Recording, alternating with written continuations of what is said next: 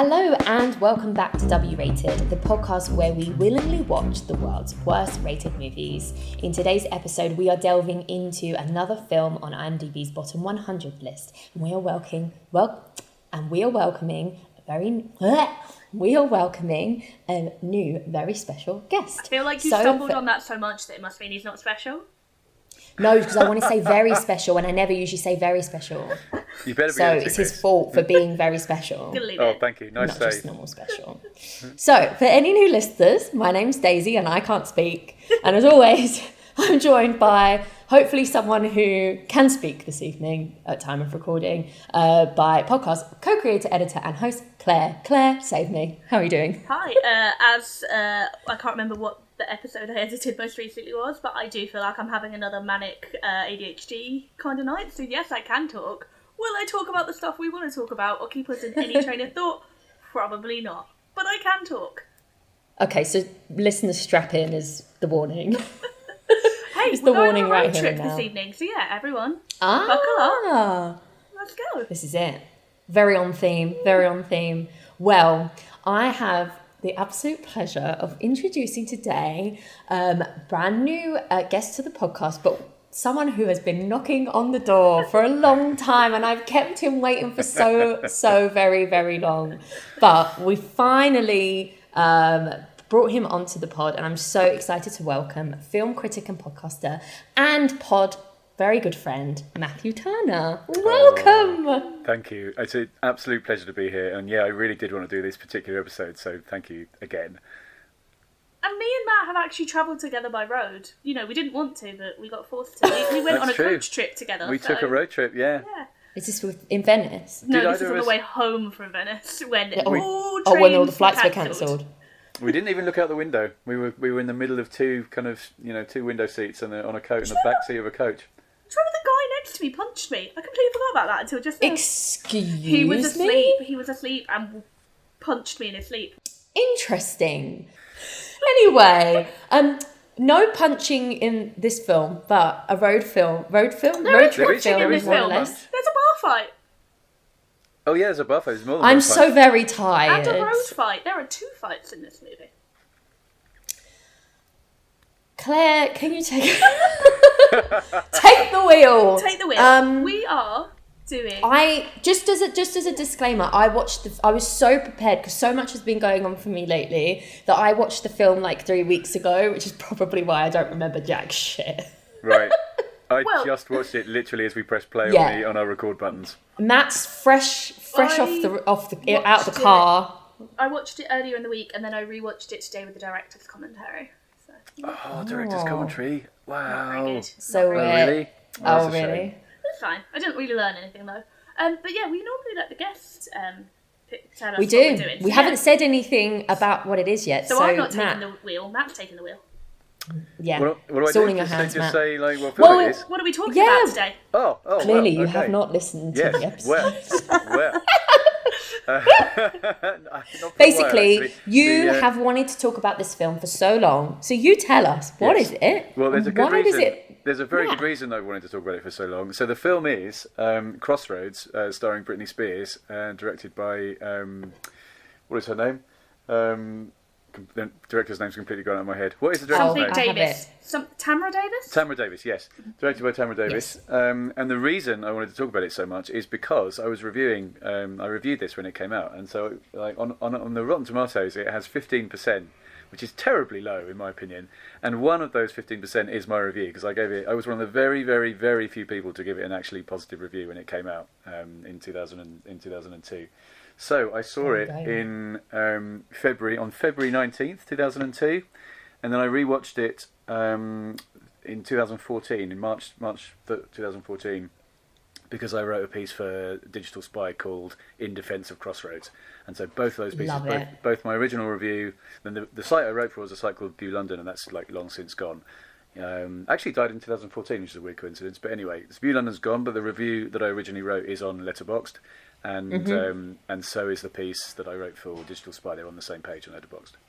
Well, actually, no, they're on separate pages. So we'll make sure we link that on the socials or maybe in the podcast notes. But well worth a read. However, your opinion may have changed. It's been nearly 10 years since your defence article. Yeah, you know what? So, not at all. I mean, I gave it, to be fair, I gave it 3 stars. It's obviously not like a perfect movie. It's not a great movie, but it is not in any way a bad movie either. It is, I mean, I don't know how you felt about watching it just now. I thought it was great fun still. Well, what I will say before we get into that, kind of the main reason we're doing it right now, which people may not be aware of, is October 2023, and the film is actually re-releasing in cinemas at a time of recording in 3 days. It's being re-released on the 23rd and the 25th of October in cinemas all across the world, in collaboration with Britney Spears' memoir, which I think is called The Woman in Me, kind of a play on the song I'm Not a Girl, Not Yet a Woman. Up until now, the film, at least for the last few years, has been incredibly difficult to find on streaming. It's almost completely unavailable. And the reason it's being released is solely down to Britney Spears' request. I heard about this. And she got Sony to buy the rights, and then it will go on streaming after the cinema releases. But yeah, so it is quite funny because you're right, it was very critically panned at the time, unfairly perhaps. And then there have been some defence pieces over the years, but it's been really difficult for people to do defences of it because it's just been impossible to find. So it's really interesting seeing the media cycle over the last week kind of going into Mega Drive about the film very differently to how it was. And I think it'll be interesting that loads of people around the world are going to be rewatching it or watching it for the first time. So hopefully we'll have some listeners that maybe might not have thought about watching it before. And we'll go check it out, potentially on the big screen, if not at home. So before we dive into sort of our opinions on everything, we've heard from Matt about your relationship with the film, but Claire, I'm interested to know, have you seen Crossroads before? So there's 2 parts to this. So I was Britney girl. I was a mega Britney girl. There was a thing at university where I maybe was too much into Britney Spears, and for a while it was kind of my thing that everyone knew how much I loved. But the Circus album came out, and the Circus album was so good. And there was a time when I stayed in my boyfriend's house completely on my own. All him and his housemates went out just so I could watch a Britney Spears documentary on their TV because they had Sky and we didn't. So I'm a big Britney fan. But yeah, I saw this at the cinema. I'm guessing must have been February 2002 because Matt has better dates than me. I do remember seeing it in the cinema. I don't remember loving it, but I remember liking it. But I loved Britney, so I think that balanced out. And I remember I had it on VHS. I now have it on DVD. It's not one that I really revisited though. I think I bought it on VHS secondhand just to have and probably watched it once. It's not a rewatchable for me, but I do remember having a fun time at the cinema, and I ride hard for Britney. Ride or die. Well, no, she got replaced by Taylor, to be honest. I think it holds up really well, to be honest. I think my reaction watching it now is probably the exact same reaction I had when I watched it back in 2002, which is like a good thing. Like it's just not a staple on the DVD shelf. It's not going to be a staple. You. It's not going in the rotation. That's fair enough. Into the rotation, yeah. I've never seen it before. This is the first time of watching it. Look at that. Wow. So I would have been 8 when it came out, so I think I probably was too young to watch it when it came out. It was a PG in the UK. It was PG-13 in the States. It was PG in the UK. Yeah, but I just don't really remember. Oh yeah, huge. Yeah, this was the real shocker for me. Crossroads is 21 years old. That does not seem right. It can drink. Her first album came. Her first album came out, I was like obsessed with it, but I don't remember really seeing much about it. Oh, this was like promoed so fucking hard. Right, so it obviously just didn't. It obviously just, unless I asked to see it and my parents didn't want to take me. I don't remember at all. But yeah, so I didn't really, and the thing is as well, Claire, we were from the same area, so it's not like it wouldn't have been showing. Oh, I definitely saw it in Cineworld Bexley Heath. I remember I went with all my school friends because I would have been like 12, 13, and I remember we. So I don't know, maybe. But it was in my mind. Movie your parents weren't going to take you to because it did seem that little bit not a dull. Yeah, so I wonder if I was just a bit too young, skewed minded at that time for it to have appealed to me. And then I've just managed to miss it, and as you say, it's probably quite easy to do that over the years. Well, and it's funny because it both has a massive cultural footprint and no cultural footprint. It's almost as if the cultural footprint is fossilized in that moment in time, and it hasn't been able to breathe and evolve. Well, so like, I popped it on the other day. So our DVD player is we only have one TV and one DVD player, and it's in the living room. But I watch most things on my laptop in my room. So I said to my housemate, like, "Oh, I need to watch a film. Hope you don't mind." And she was like, "What are you watching?" And I was like, "Crossroads." And she's like, "Oh, that's shit."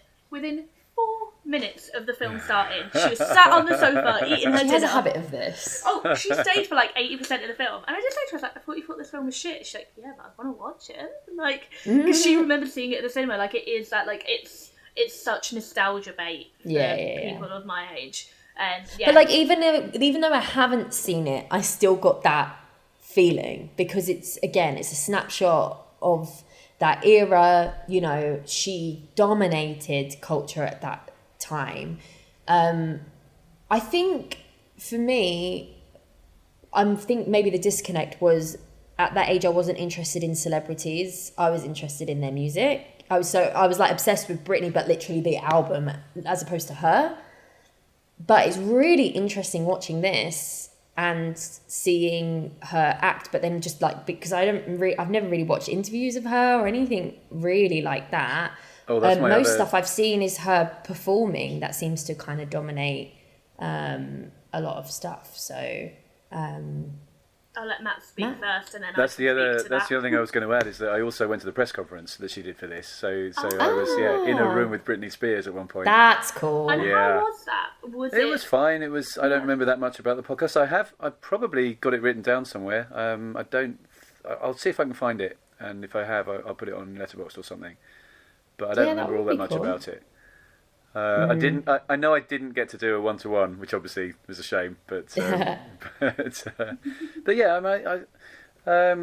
was fine. Like, it wasn't remarkable kind of one way or the other. The press conference, it was obviously great to be in the same room as her, but that was basically it. I suppose at that period in time, you don't necessarily know the legacy of it. But looking back, you're like, looking at her life and what she's done and how successful she is, maybe there's a little bit more of like weight to it. Whereas at the time, it's like, someone who's out now. It's like Ariana doing a movie. Like, it's like, oh, okay, cool, yeah, blah, blah, blah. But it's like, you don't necessarily... It was a bigger deal than that at the time. And I think that the thing that struck me is what you said, which is why I wanted to ask about, like, how was the press conference? About, like, you saying you've never really heard her speak. It's always been about their music. Like, I would probably, and like, I'm kind of making grandiose assumptions here, but I think she was, especially at the time, one of the most curated kind of she wasn't allowed in the to world. She was allowed to. She had her talking points. Like, I've seen. Well, I'm not being funny, but it was all up until like literally a year or so ago, but wasn't even it? That long she was before the conservative shit. Like, I remember there was like a show she had done. And it was televised at Christmas, and it was going to be on the TV at Christmas. And it was back in the day where we had one TV, we had 5 channels. And it was a really big deal that I had to be allowed to watch the TV when the concert was being televised, because my parents were never going to be able to afford to take me to actually see her live. And they would have like little things from behind the scenes. And I always really struggled when she would do behind the scenes talks, because she always sounded to me really inauthentic. And I think, and then I've watched some of the featurettes and the DVD of the film for this. And again, I don't think it's that she's inauthentic. I think it's that it's practiced. It doesn't feel natural. And then obviously now we're looking back 21 years later, and we know what happened with her career and how heavy-handed she was managed. And at this point in her career, she's still a virgin. She's still with Justin Timberlake. She's still Bible loving, never going to do anything until I'm married. And as we know, that was all a lie. And I think you can even see in the film, like, she is a woman that wants, and then like obviously the song, but like, she wants to be an adult, and her image is not letting her be that. And I think that she did so little big press because they didn't want her Yeah, they saying just wanted stuff to that keep didn't her match the image. under control. Although Yeah. having said that, that was a big part of the movie's publicity at the time. Like it was known that Britney drinks in the movie, Britney has sex in the movie. Like she's not smoking, admittedly, she's not doing drugs or anything. But there is a character who has been raped and Yeah. other stuff like that. So it's a surprisingly hard hitting movie for the kind of fluffy road trip girl thing it is. But interesting, I said I didn't learn anything from the director's commentary. They had to fight for all of that. So they weren't ever allowed to use the word rape. They were never allowed to use any language. It was just if the watchers understand what we're talking about, then they watch. Then they understand. Yeah, that makes sense. There was no use of that language because Shonda Rhimes. We never mentioned this film was written by Shonda Rhimes of Grey's Anatomy, Bridgerton, Yes, it is. Scandal. So we've got straight into the But I love it meat because I on the think there's bones. so much to talk about for this film. Yeah, just a little moment because we've kind of done a little bit spoiler territory already. Oh, yeah. I'm just gonna let it all down now. So if anyone listening does want to pause and come back, now is your warning. But yeah, let's pick up from Shonda Rhimes if you guys have anything to. She was just share saying about that that. like the scene in which Taryn Manning's character tells the girls that she's been raped was the most difficult scene to write, both on an emotional level, but also she was so tied to the language of what she was allowed to use. And then later in the director's commentary and also in a couple of articles I read, there was also massive pressure to cut out the sex scene. Now there is no sex scene. It's them standing in a balcony and one of them takes their shirt off and they kiss, and then the next time we see them they're asleep in bed together. But there was even that they were told they had to cut it. They were told it wasn't allowed in the script, and the only reason it got ahead is that Britney threatened to walk if it wasn't in the film. And the director knew that and was like, perfect, like I know if I have her hand then we'll get it in. Yeah. But like, so it is amazing, and you're right, it's really hard hitting for a little fluffy film, but like those points were like, I think they were like the really things they were thoughtful. like, we are having these or the film doesn't happen. And I think that's what I mean about the whole, like, I think Britney's whole thing, they talk about like the film was kind of half written for her, in that they wanted to make a film with her. Shonda Rhimes was involved. Shonda Rhimes spoke to her, what kind of film do you want to make, and then went and wrote the script. And her thing was, I don't want it to talk down, I want it to be about real issues, I want it to be about like actual problems girls face, and that's cheating, that's rape, that's teen pregnancy, that's losing your virginity, like all of those things are like coming of age massive issues for women. But I think then there was probably a fight then, because they got them in, but the most PG version of them. And I think that's kind of the issue that Britney's faced for her whole career, and I think part of the issue with the film. The film and Britney wanted to be so much more adult than society would let them be. She's allowed to dance around in her underwear, but God forbid she say the word sex, you know? That point is, because guess who that serves? People that are looking at her. Yeah. Having said all that about the language, though, actually, yeah, you're right. It's notable that the word rape is never said, but they It's do kind of powerful, get around right? that really well. Like in So both brilliant. instances, A, when she's telling the girls, and B, when they have the confrontation with the rapist, it's done incredibly well. Like the way the word isn't said. Like it's like And also, they just. it makes don't me say wonder if actually that's really appropriate for the age group, because girls watching probably maybe skew slightly younger. It's using words that they don't necessarily have that language attached to it, or they don't necessarily think, oh, that's not rape, I know what rape is. It's using actual descriptive language so people can recognize and go, oh my God, that happened to me. This is maybe something I should be taking seriously or share with someone. You instantly get the seriousness where they go, did you go to the police? So then as Yeah, a exactly. child, you're like, Yeah. wait, okay, so something she's just explained was wrong, and if that thing happened to me, maybe I need to think about going to the police. Yeah. And it's like, the script is both one of the cheesiest things I've ever heard in my life, but also so sneakily clever and smart and powerful. Yeah. And I think it is that dynamic. And again, I did learn a lot from the director's commentary, because they also said they had to put the bar fight in because all of the male kind of executive producers complained that the male character had nothing to do in the film, and he didn't seem either scary or involved enough.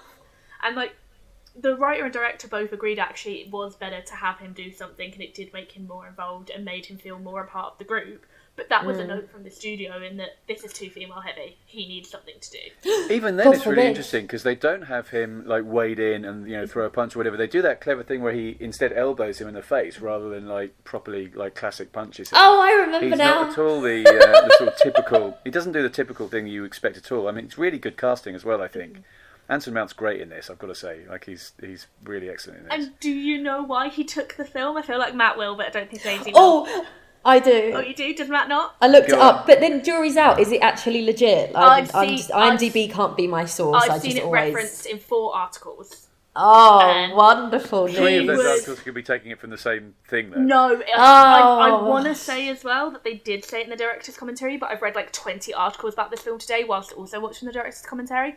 But this feels like too, like, because it came from the directors. The director said this in one of the articles. He was working on a film with Robert De Niro at the time he was offered the role, and he didn't want to take it because he wanted to be a serious actor. And Robert De Niro told him he had to take the film with Britney Spears. And then in one article, again, it came from the director's mouth. Apparently, Robert De Niro ran lines with him playing the part of Britney. I didn't read that. That was That amazing. was from. I've just read. my That was God. from a Vice article from a few years ago. Amazing. Oh, just the image of De Niro running lines with him and doing the poems mostly line. Yeah. It's Well, That he is wouldn't have done the poem because they hilarious. only got the lyrics to "I'm Not a Girl, Not a Year Woman" the day before they filmed that scene. No, I meant, because- but the scene was presumably there. The poems mostly. What are you writing? Poems mostly. Oh yeah. The That's right. poems mostly. Poems That was mostly. a That's nice my little favourite segue, bit. though, Claire. I appreciate that little pivot there. That was. Yeah, they. She's got all the facts ready to go. The director's commentary actually then surprisingly There you go. informative. Yes, coming up gold. Yeah. Thank you. I The do- £1 CEX DVD. I do have one annoying note off the back of the bar fight scene is that he gets angry at her, and I'm like, But then excuse me? he does say then when they get to the hotel, "I'm not angry at you." He does bring that round. He apologises. Still snaps at her though. Yeah, but then he's like, I didn't mean it. Look, have you never snapped at someone that you shouldn't have snapped at? Yeah, but not in a misogynistic way. What is it? I missed the What's snapping the her. What does he snap feminine at her? version of misogyny? Misandry. I've done it in Yeah. I've As definitely in, like, snapped at a man men. for being a man. Definitely, multiple times. Okay, alright, I'll allow it. I think What I've does he snapped at snap that at quite her? a lot. What does he snap at her? He like gets angry. He like gets short with her as if it's her fault that some guy tried to sexually harass her. But it was a product of the time. And then he again, does it would apologise. probably still be the same. Yeah. Still annoyed me. We haven't actually said anything about like where it is on the bottom 100 or the score or the plot. So Yeah. I love when I'm we just get into it though. gonna It's so much I'm fun. just gonna quickly do a rewind. But no, it's good. Lots of initial thoughts, lots of fantastic trivia by Claire through the director's commentary. But Crossroads has a 3.6 on IMDb. And it is number 79 on the bottom 100. And I feel like it's definitely, so when we started, it was like in the 60s. It is inching its way out, and I'm really interested to see. I reckon it will go out. You yeah, know. based on the fact that it's suddenly It's going to gonna be have so available. a- I'm really interested what's the to word? see how quickly it moves Or out. Renaissance. It will be actually, on a similar note, it'll be interesting to see if it gets re-reviewed on the back of the re-release and what that does to the IMDb score. I'm seeing a lot of, not formal I think- reviews, but I am seeing a lot of think pieces about how it needs to be In refixed. retrospect. Yeah. Yeah, and Yeah. media will be chomping at the bit because like everyone will be talking about Britney well they already are, but everyone will be talking about Britney even more when that book comes If out. anyone would like to buy me the book and leave it in the Easons anywhere in Dublin, just like under my name, I would love you forever. I'm really poor right now, but me being able to read that book is really important to Claire Law. So, you know, if anyone's ever fancied, loved me, had any passing interest in me and wants to pre-order and leave it at Easons in O'Connell Street, maybe I'll be nice to you. Just read it a chapter at a time in the bookshop. Go in, have a coffee, read a chapter, go out again. Yes. Thank you, Matt. It's not rocket I science. wonder why bookstores are closing. No, my dad was a I'm bookseller, joking. so I should really support. Yeah, Maybe- that feels. Look, neither of my brothers, no, one of my brothers didn't get me a birthday present, so maybe I'll just be like, oi. Oh no, definitely tap that up. Tap that up as a resource. Yes. So What was- yeah, so in terms of the plot, I'm happy to keep the synopsis very brief if anyone wants to expand on it. But essentially, as we've mentioned already, it's a road trip movie. So the story revolves around Britney's character Lucy and her two childhood friends. They are from a small town in Georgia, and they reunite for a cross-country road trip. But the little twist at the beginning is that they actually lost their friendship throughout high school. They sort of have ended up banding together on this road trip for very different reasons. So there is a little bit of tension at the beginning there, and they are driven by Anson Mount's character. Don't remember his name. Ben. Who happens to be friends with one of the girls, and over the period of the film, the road trip, Britney's character Lucy and Ben do form a romance. But ultimately, it is about the character of Lucy not experiencing much of fun in high school. She's a valedictorian. Her father's very protective, and it is very much encompassing the song, if you know it. I'm not a girl, not yet. I'm not a girl, not yet a woman. Which was it written for this and then released, or was it coinciding? Because I was quite surprised to hear it, even though I know it's Britney. I didn't realise it was like a vehicle for her music. I thought it was her trying to do acting. No, so it coincided. The film was made before her third studio album, Britney, was released. And they knew that they would be putting some of the music from this film onto which is the smart. album. And then the album came out before the film. But so the song was written by Max Martin, who has also worked with Taylor Swift for many of her big hits. I believe Shake It Off. But don't quote me on that, but I think he worked on her for the 1989 album, which is being re-released in a week's time. Big week for Max Martin. He's going to be raking it in. But yeah, it was, and they said that they actually got the song the day before the scene in which she plays it for the first time in the glass room with Ben. And they actually hadn't had it, so her singing it then is one of the first times she'd ever sung it.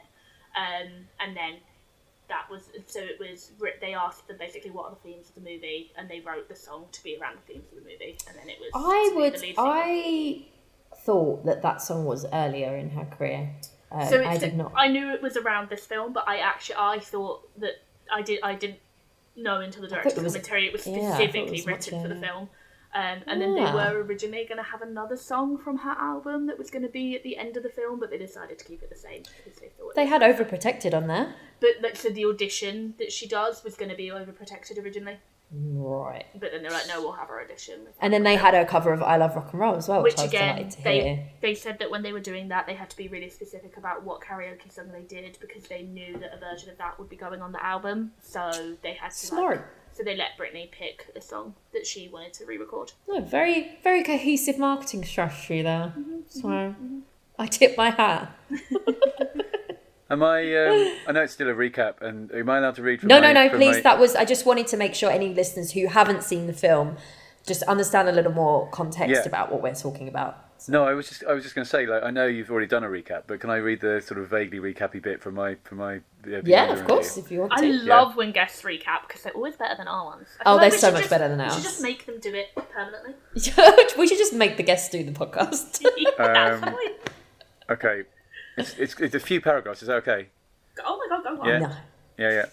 As perfectly packaged as one of her pop songs, Britney's acting debut is surprisingly enjoyable. Cheesy, fluffy and cliché-laden, yes, but nowhere near as bad as you may have been led to believe. Male fans of Britney Spears will no doubt be delighted to learn that her acting debut opens with her dancing around in her underwear, singing along to Madonna's Open Your Heart. This, for many, along with the similarly underwear-clad Britney almost loses her virginity with her geeky lab partner scene, will undoubtedly be the highlight of the movie. However, the rest of the movie is surprisingly enjoyable, largely due to Britney's hitherto unsuspected screen presence and an all-pervasive sense of fun that rides roughshod over the assorted clichés and laughable moments. The plot is simplicity itself, with the only vaguely confusing element being the exact nature of Britney's friendship with her aforementioned geeky lab partner, also known as the luckiest geek on earth, or he would have been had not Britney chickened out at the last moment. To her last-minute lament of "this isn't how I thought it would be," he replies, "Are you kidding? This is exactly how I thought it would be."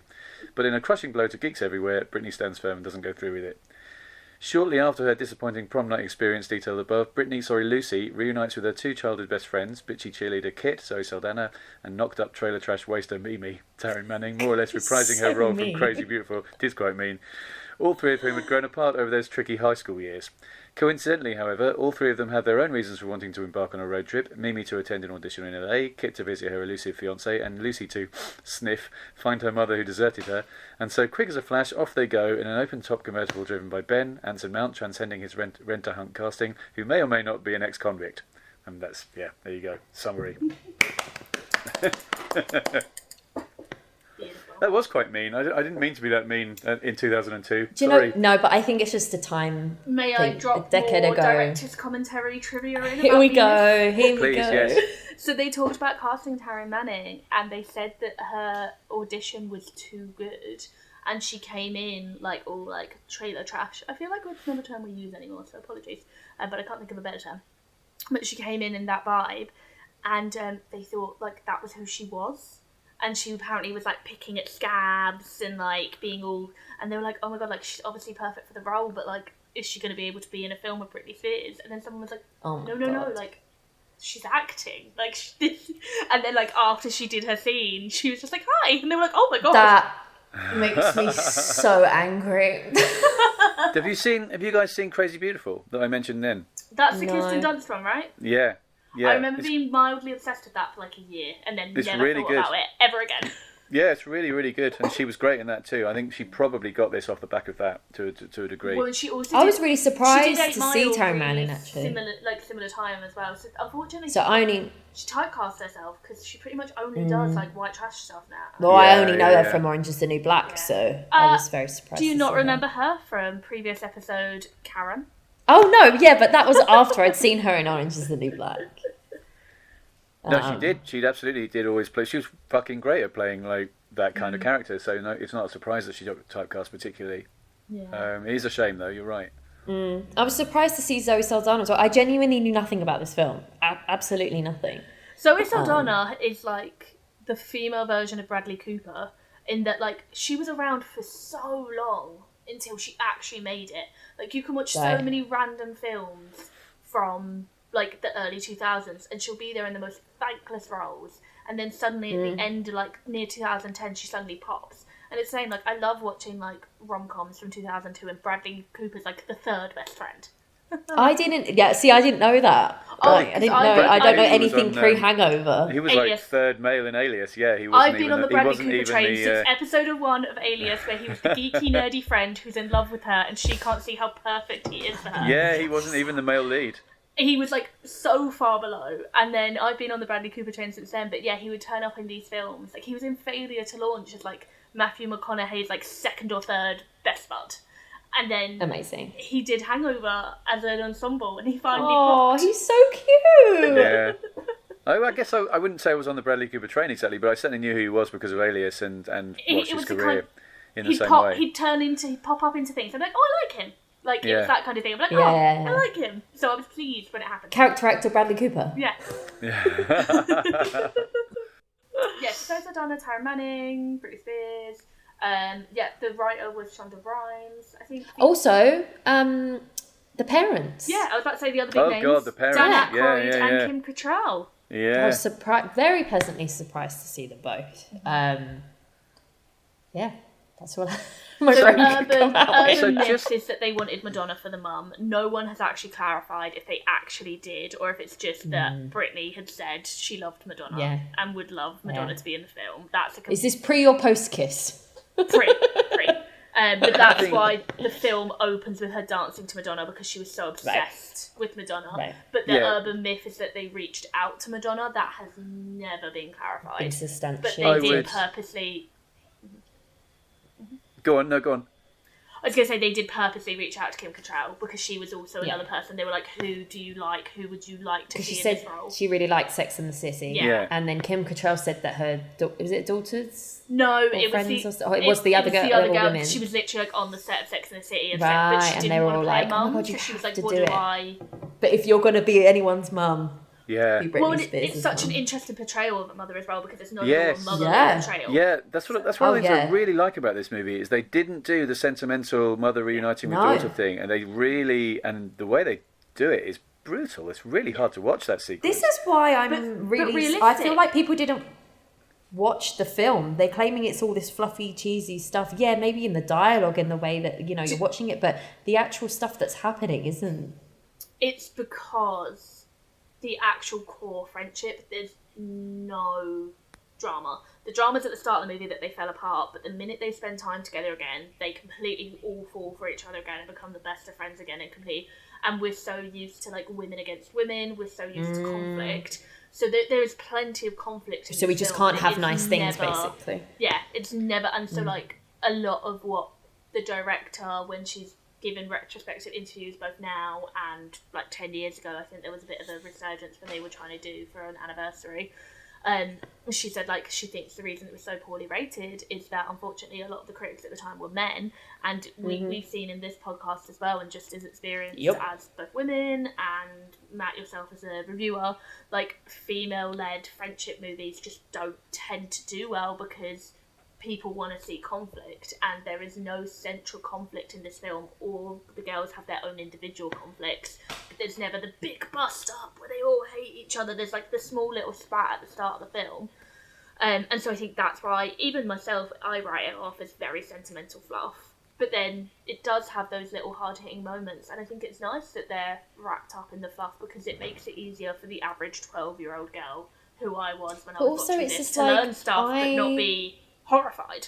I think it was nice to watch a genuine, like a friendship that there wasn't conflict and they were all helping each other through their own. Because I get that's the vehicle. Yeah, I get the vehicle of conflict of stories, but the story was there. It's just not in a way that you expect it to be. Yeah. And I think, as well as women deserving being able to watch themselves reflecting in stories generally.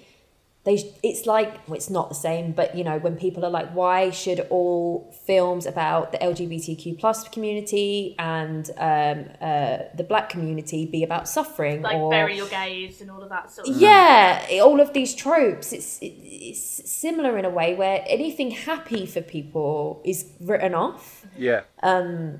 So I personally, when I watched it, I was expecting what everyone claimed it to be, this big cheesy fluffy thing, and I was so surprised by it. So it's fair to say you enjoyed it then. Oh yeah, don't get me wrong, like I know it has its limitations, but I have always been very open with the fact that my ratings take into account technicality, but they're based purely on my enjoyment. I get enjoyment out of the technicality of good films, but ultimately that's not how I rate them. I rate them based on me enjoying it as an art form and a story and emotionally. Yeah. I won't go into my rating because we'll do that at the end. Later, yeah, But yeah, so I know in terms of craft, it's not super original or out there or conceptual, but it delivered for me when I was watching it. Something that I wasn't expecting. So that immediately makes me enjoy something more. What I would say as well, though, like, not to discredit it, like, within art form, like, Tamra Davis is an indie director, and she filmed this like a low-budget indie, and in fairness, the budget you can wasn't feel that. massive. And I think if it had anyone else but Britney in the central role, people would be like, oh yeah, it's a really charming indie road trip film. Yeah, that's but a good point. You see Britney. It's not super glossy, is it? Like, no. it's not. But Whereas if you did that today, it would be nice. And from, again, director's commentary, they cut a shitload out. Like, they cut so much out, but it's still pretty damn coherent. Like, and it's a tight runtime. And it must be pretty tough. Do you have an idea of what they did cut out? Like loads of different. So there was like an extra scene with the mum, just like extension of the scene. So like you see her have the conversation, but then you saw her actually leave and them have a conversation. You saw more stuff at the bar. You originally saw Taryn Manning's family home and where she came from. Just like lots of stuff that they just decided. Lean, cut it out. It's not presumably then they must have shot something that gives you, because the one thing that annoyed me slightly at the beginning is you don't get a sense of why Kit turns up at the tree. Like there's nothing. Like she's bitchy, she's horrible. She clearly doesn't care about Britney or Mimi and Lucy or Mimi anymore. And then suddenly she's by the tree, like she's just changed her mind. Yeah. Whereas presumably they shot something that made. I don't know if they actually, but that was right at the start of the commentary, so they weren't like talking as much. So I don't know if they did. I didn't actually watch the deleted scenes. They just kept talking about all the ones that they filmed, but there were a number of deleted scenes available to watch on the DVD. Ooh, okay. I'll bring the DVD to England with me. You can. Please, yeah. Honestly, tell you, they're probably on YouTube, aren't they? Last time I was home, I saw it and I was like, I had a voucher and I was like, £1, that'll do. And what a wealth. I will check CEX, but at the same time, they're probably on YouTube, aren't they? Yeah, I'd say they are. I'd say they are on YouTube. Oh yeah, I watched some stuff on YouTube. But yeah, there was a lot cut just for, and like they said, like the Kim Cattrall scene, the reason they cut it was so that when she arrives to the hotel room and tells the guys what her mum said, it feels like new information, whereas when it was in, it just... I think that worked better. So I think a lot of the stuff was just cut because it was either already obvious for runtime or because it, like, messed up the flow. And I feel like it then... Because we were always following Lucy, really, as a character, and it's always as part of that friendship. So I like that we as the viewer stay in that friendship as if we're part of that friendship group. We're not there with her and her mum. Yes, we get to see it. It's important we get to see it logistically, but I like that we hear about it by her coming back to the friends as we would as if we were her friend. Yeah. On a similar note, actually, just go back to something you were talking about earlier. I really like that we were talking about the friendship and how well the friendship was portrayed and stuff like that. I really like the scene where they're all talking about, telling each other everything about themselves. But best, goes worst. Yeah, best, worst, and all of that. I really like that it takes place over two separate locations. Like it essentially continues, and it goes on through the night, basically. So they start off like they're drinking, and then they're joking about whether she's, seen one or touched one, and whatever, and they're laughing about that. And then they start telling each other their stories, and then they move to it's morning, and they've essentially been talking through the night, and they're sat around outside the motel, and they're still talking, and that's when the rape story happens. And the fact that they give that so much time and spread it over, like we were just saying, like they were cutting stuff for like length and cutting stuff for like accidental. Clarity and whatever. Really. Yeah, it wasn't meant to be. It was all meant to take place in the one night, and for whatever way the shoots worked out, they had to do the rape thing in the morning. Like I don't know if they ran out of time, or whatever, but it was never meant to be in the morning. So then that works so well. And so they in the director, the way she moves, like the shot goes to the window, and then we see it and they were all like. That was one of the things they spoke about in the commentary, like how beautiful that transition is, how much more gravitas it does, and how it was completely like unplanned. It wasn't in the script; it was just a necessity of the shooting. That's really interesting. Yeah. Some of the best stuff so can come out of unplanned stuff. Yeah, so. like Daisy just said. Yeah, it's really interesting. No, I really like that because it's just so reminiscent of when you have those nights where you just end up staying awake and you having these deep conversations. And had you not been stuck around and stayed with that conversation, those things might never have been revealed. So I really like that it happens towards the end of when it's getting to morning. They've obviously shared so much that she feels that she can talk about that at that point. Shonda Rhimes said that whole sequence was the one that she rewrote one of the most because they kept playing with how it would all come out, and would Ben be there, would he not be there, would he be there for some of it, would it be in the hotel? Like she did say that was one of the most rewritten sequences. I think it works really well. Really well written, yeah. Actually, it's the end of that scene as well is why did we stop being... One of them says, why did we stop being friends? And that I got a little tear in this time round when that happened. But, like, that literally happened to me. Like, one of my best friends, Flick, we've been friends since we were 6 years old. Sometime between, like, 17 and 18, we just grew apart. And then we went to university. And I genuinely thought we weren't friends anymore. And then randomly, like, a year into university, like, back on MSN Messenger... She messaged me and she went, I don't know what I did, but whatever it was, I'm so sorry. I really miss you. Aww. Can we talk? And I went, I thought I'd done something. That's the thing. If you both feel like you've done, like, I have no idea why we haven't spoken in almost a year when we've been friends for nearly 20 years. And since then, like, we're still, like, we met at 6. We're both 34, so coming up to 20 years, or 30 years, sorry.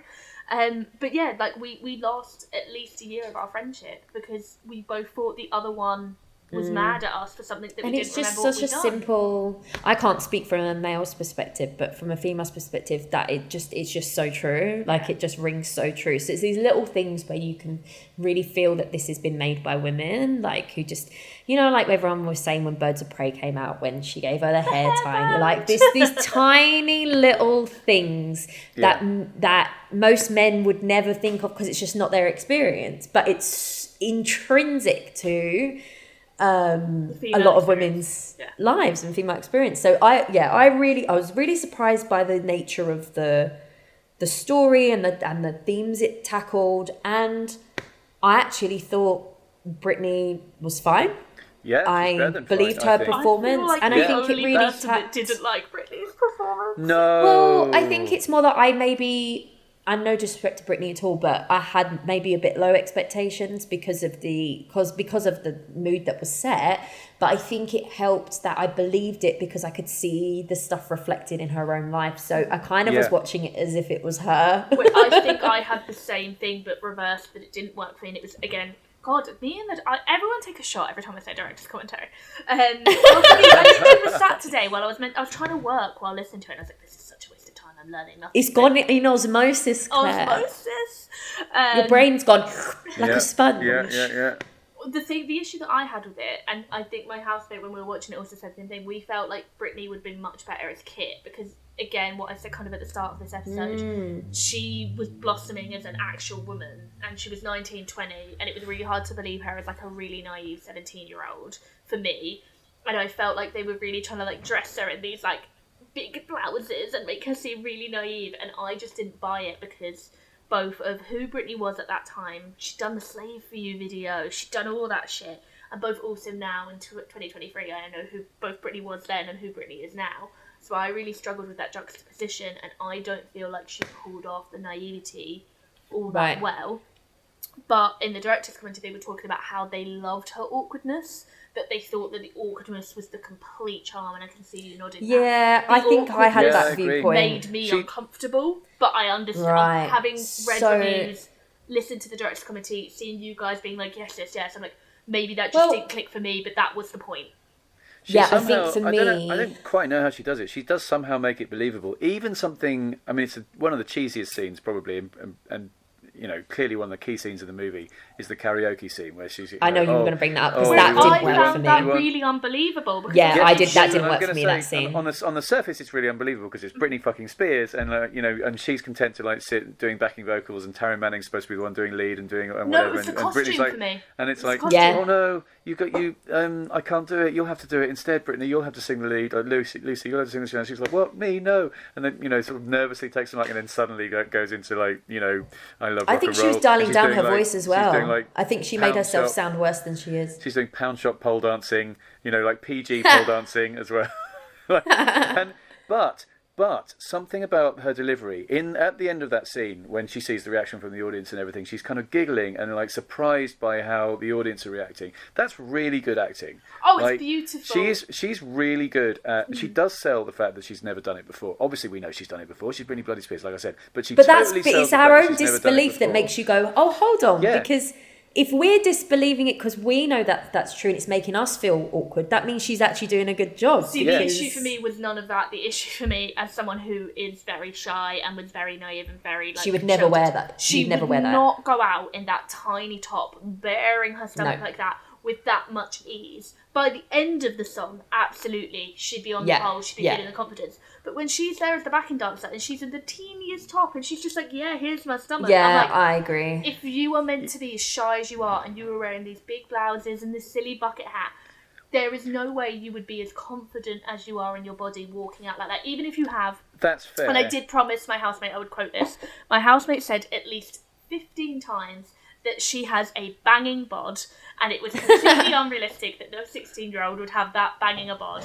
And she's 18. She's 18 in the movie. Okay, but the phrase banging bod was thrown around our house a lot. Especially if she was valedictorian studying all the time. Where does she have the time to do her ab workouts? I think it's fine if she did have that, but I think there should have been a bit of phrasing to be in like... fairness, you look amazing, and I just think she would have been a little bit more physically like. It just the transition happened. There was no transition. It was just. I mean, in fairness to the script, Britney she is forced. They do have a line that says we need to go out there looking a bit sexier than this, or whatever it is that. Yeah, but they were says. okay. Yeah, but she was just very okay with that very quickly. Could. I mean, she does come out. She does kind of come out a little bit embarrassed about it, I think. And they could have. You're right. It would have been an easy fix. Like they could have had her. They could have had one of the other two like pull something off. I think her or even something. just her standing with her arms folded to begin with. Yeah, just that little. It doesn't. What does that happen in? Is it Coyote Ugly? That's what I was about to say. The problem I think I had is that scene is basically ripped from Coyote Ugly, and there are actually so many similarities between this film and Coyote Ugly. And I'm glad that me and Daisy are massive Coyote Ugly fans. And so I think that was. I was dancing on my family sofa pretending it was a bar when I was far too young. So I was like that's 8. That's also oh sort my of the God. issue here, that there are those elements of the film Coyote Ugly did just do better. So I think then my brain instantly goes, well, Piper Perabo sold that shy innocence developing into confidence better. So I think that was my issue. I needed her physically. I think emotionally and verbally she sold the shyness, but I needed her to physically sell a bit of the shyness. But if I look like Britney Spears, then I'd be happy to walk around like that too. So she does. Your flatmate's not wrong. She does have a banging bod, as you said.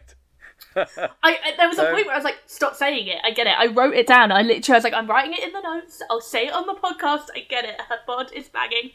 Yeah, there was just little moments that felt kind of just skimmed over, that they could have just done these little nuances that would have made it feel a lot more believable. And I'm with you there. I was going to say something about the shyness and the awkwardness. I think, what I was going to say is, because the whole I'm not a girl, I keep thinking I'm not saying it right, but it's right. I'm not a girl, not yet. I'm not a girl, not yet a woman. I think it kind of works well for me thinking about those lyrics, in that there's this in-betweenness where she doesn't know which, so neither of them kind of fit her. So she is awkward still because that's who she's been, but she doesn't want to be, she's someone else as well. So the dichotomy of that kind of fits in there with me. It kind of works for me. I'm not saying it's like I was super like blown away by the performance, but I was pleasantly surprised because I just expected the worst, I think. Yeah. She's just really natural as well, with the friends and with the, like, there's a lot of real, she just makes all that stuff believable somehow. So like the friendship between the three of them really feels genuine, I think. In one of the articles I read today, which I believe was a Vanity Fair article with Tamra Davis, and so to preface this, little excerpts of Britney's memoir have been coming out. Because of the SAG strikes, Britney actually isn't allowed to talk about the film and promote the film even now, but she is allowed to promote her book. So she's doing a little bits of promotion kind of thing. That's such a shame for her, because this is such a big moment for her. But I don't think she needs to either, because really the only reason she's re-releasing Crossroads is to sell more copies of the book. So I think it's actually pretty nicely coinciding. It's still a shame we won't get to hear her talk about the movie, though. Her experience, yeah. But she's talking about the movie through the excerpts of the book they're releasing.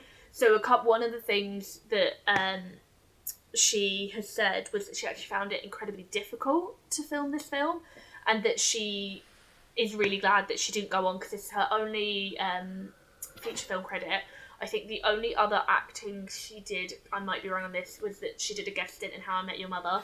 Side note, the creators of How She was good in that. And the creators have thanked her for that, because that was in season 3, and they said the only reason they got renewed and they actually made a mark on the world is because that brought so many people into it. She was really big at the time, and it was a really interesting choice for her to suddenly do. She was in the bit of the Lindsay Lohan thing that she'd had the breakdown, she'd had all the sexual misconduct, not actual, but deemed by the tabloids. So it was a really big comeback moment for her, and it worked for her where it didn't work for Lindsay. But yeah, she has said in her memoir that she's really glad she didn't go into acting, because she found all of this incredibly difficult, because she felt like she had to become Lucy to do it, and she felt like she wasn't able, not that she wasn't able to be herself, but she didn't realise she wasn't being herself, and that she felt like she was method acting. She didn't know that's what she was doing, but she felt like she became Lucy, and she's glad she didn't do that more. And Tamra Davis, the director, has done an article. I read it for Vanity Fair, but I don't know if it was actually with Vanity Fair. these days. Who fucking knows journalism? But Tamara Davis has said she was really surprised by that, because on the set she seemed so at ease, and she didn't seem like Britney Spears. She just seemed like Britney, a girl. And she said it was so lovely to see her with the other two girls and see a genuine friendship form, and see Britney actually be able to just be a girl. This is my thing. Yeah. This is my thing. My theory is that it was a little bit of a mind fuck for her to be allowed to be someone like that. Yeah. And then maybe in her head, she's like, is this me? Is it a character? Is it, you know? So, I mean, I'm massively psychoanalyzing someone who I do not know. But that was my immediate reaction of, I wonder if that had something. Well, and there was... How old was she actually when she made this?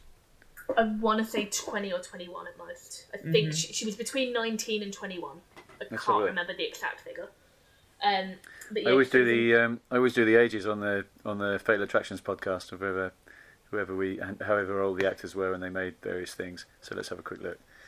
But yeah, there's also an article that came out this week on Time, which was like what rewatching Crossroads reveals about Britney Spears, and it does say like at the time none of us could have known, but like the whole thing of the film is a young girl who wants to be one thing but is being pressured by family to be another thing and fears rejection, and actually realistically all she wants is to be a real girl with her friends. And when we rewatch that now 20 years on and know what happened to her, it's then really interesting when you read her talk about how much of a mindfuck it was for her and how actually it scared her and messed her up.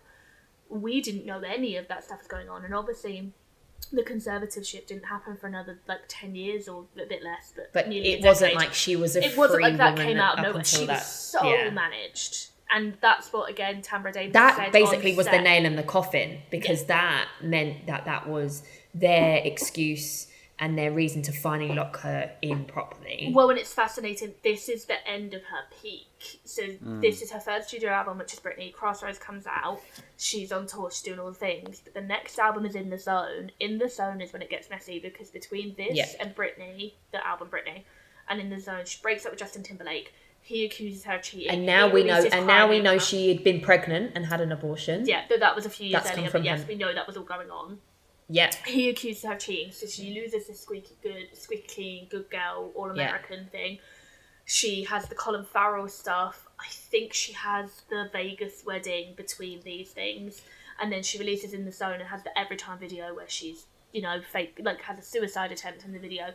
So it's like they had her at the pinnacle of, you are the good girl, all blonde American perfect princess, and then she goes, don't want to do this anymore, and then she all of that personal stuff happens. The In the Zone album was so much more sexual, the videos were so much more mature. She really became like that was woman Britney. And I remember thinking. And then we get the heavy press cycle, and then she starts hitting the road with the personal issues and the breakdown in 2006, I want to say, or 2007.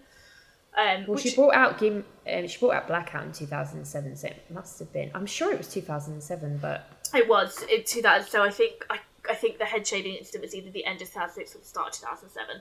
Right.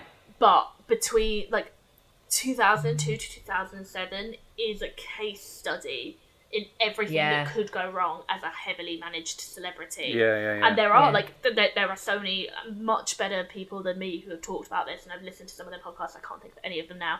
And I mean, watch the documentary about the conservatorship and the Free Britney documentary, because it covers so much of it.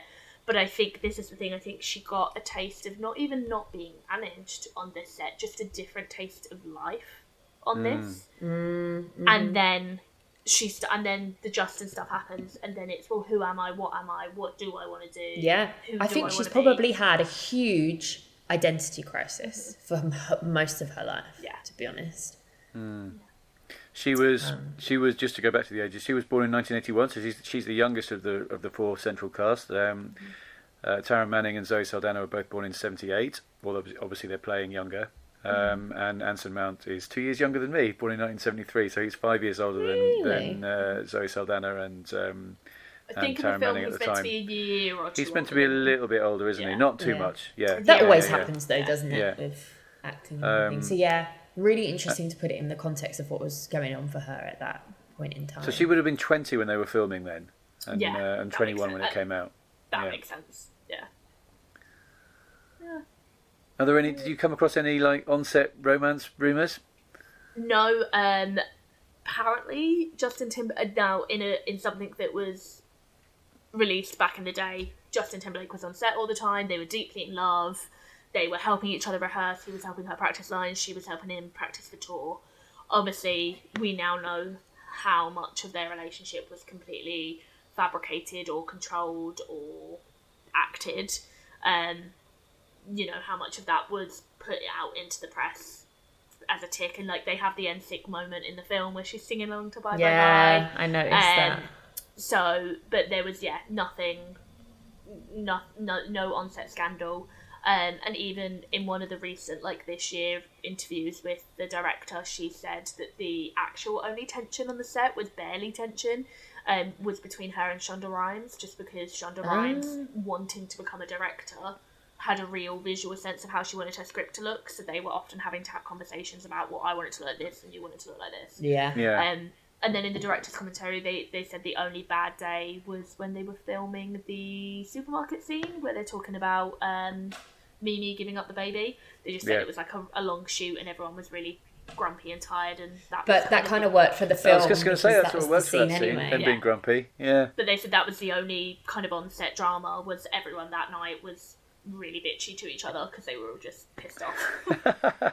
It happens. It happens. Did you have any thoughts about Shonda Rhimes' writing on this, the screenplay? I personally haven't seen much of her stuff. I've seen a few seasons of Grey's Anatomy, but yes, I didn't know how you sort of what your thoughts were on that, because Claire, you've seen quite a bit, haven't you? So you like Grey's? In my research today, the reason she was picked for this was because the producer had another one of her scripts that they really wanted to get made, and they just couldn't get it off the ground. It was an African American retelling of something else, and they couldn't get it off the ground, but they formed a friendship, and she was like, I want to make a film with Britney Spears, would you want to come on and do the script?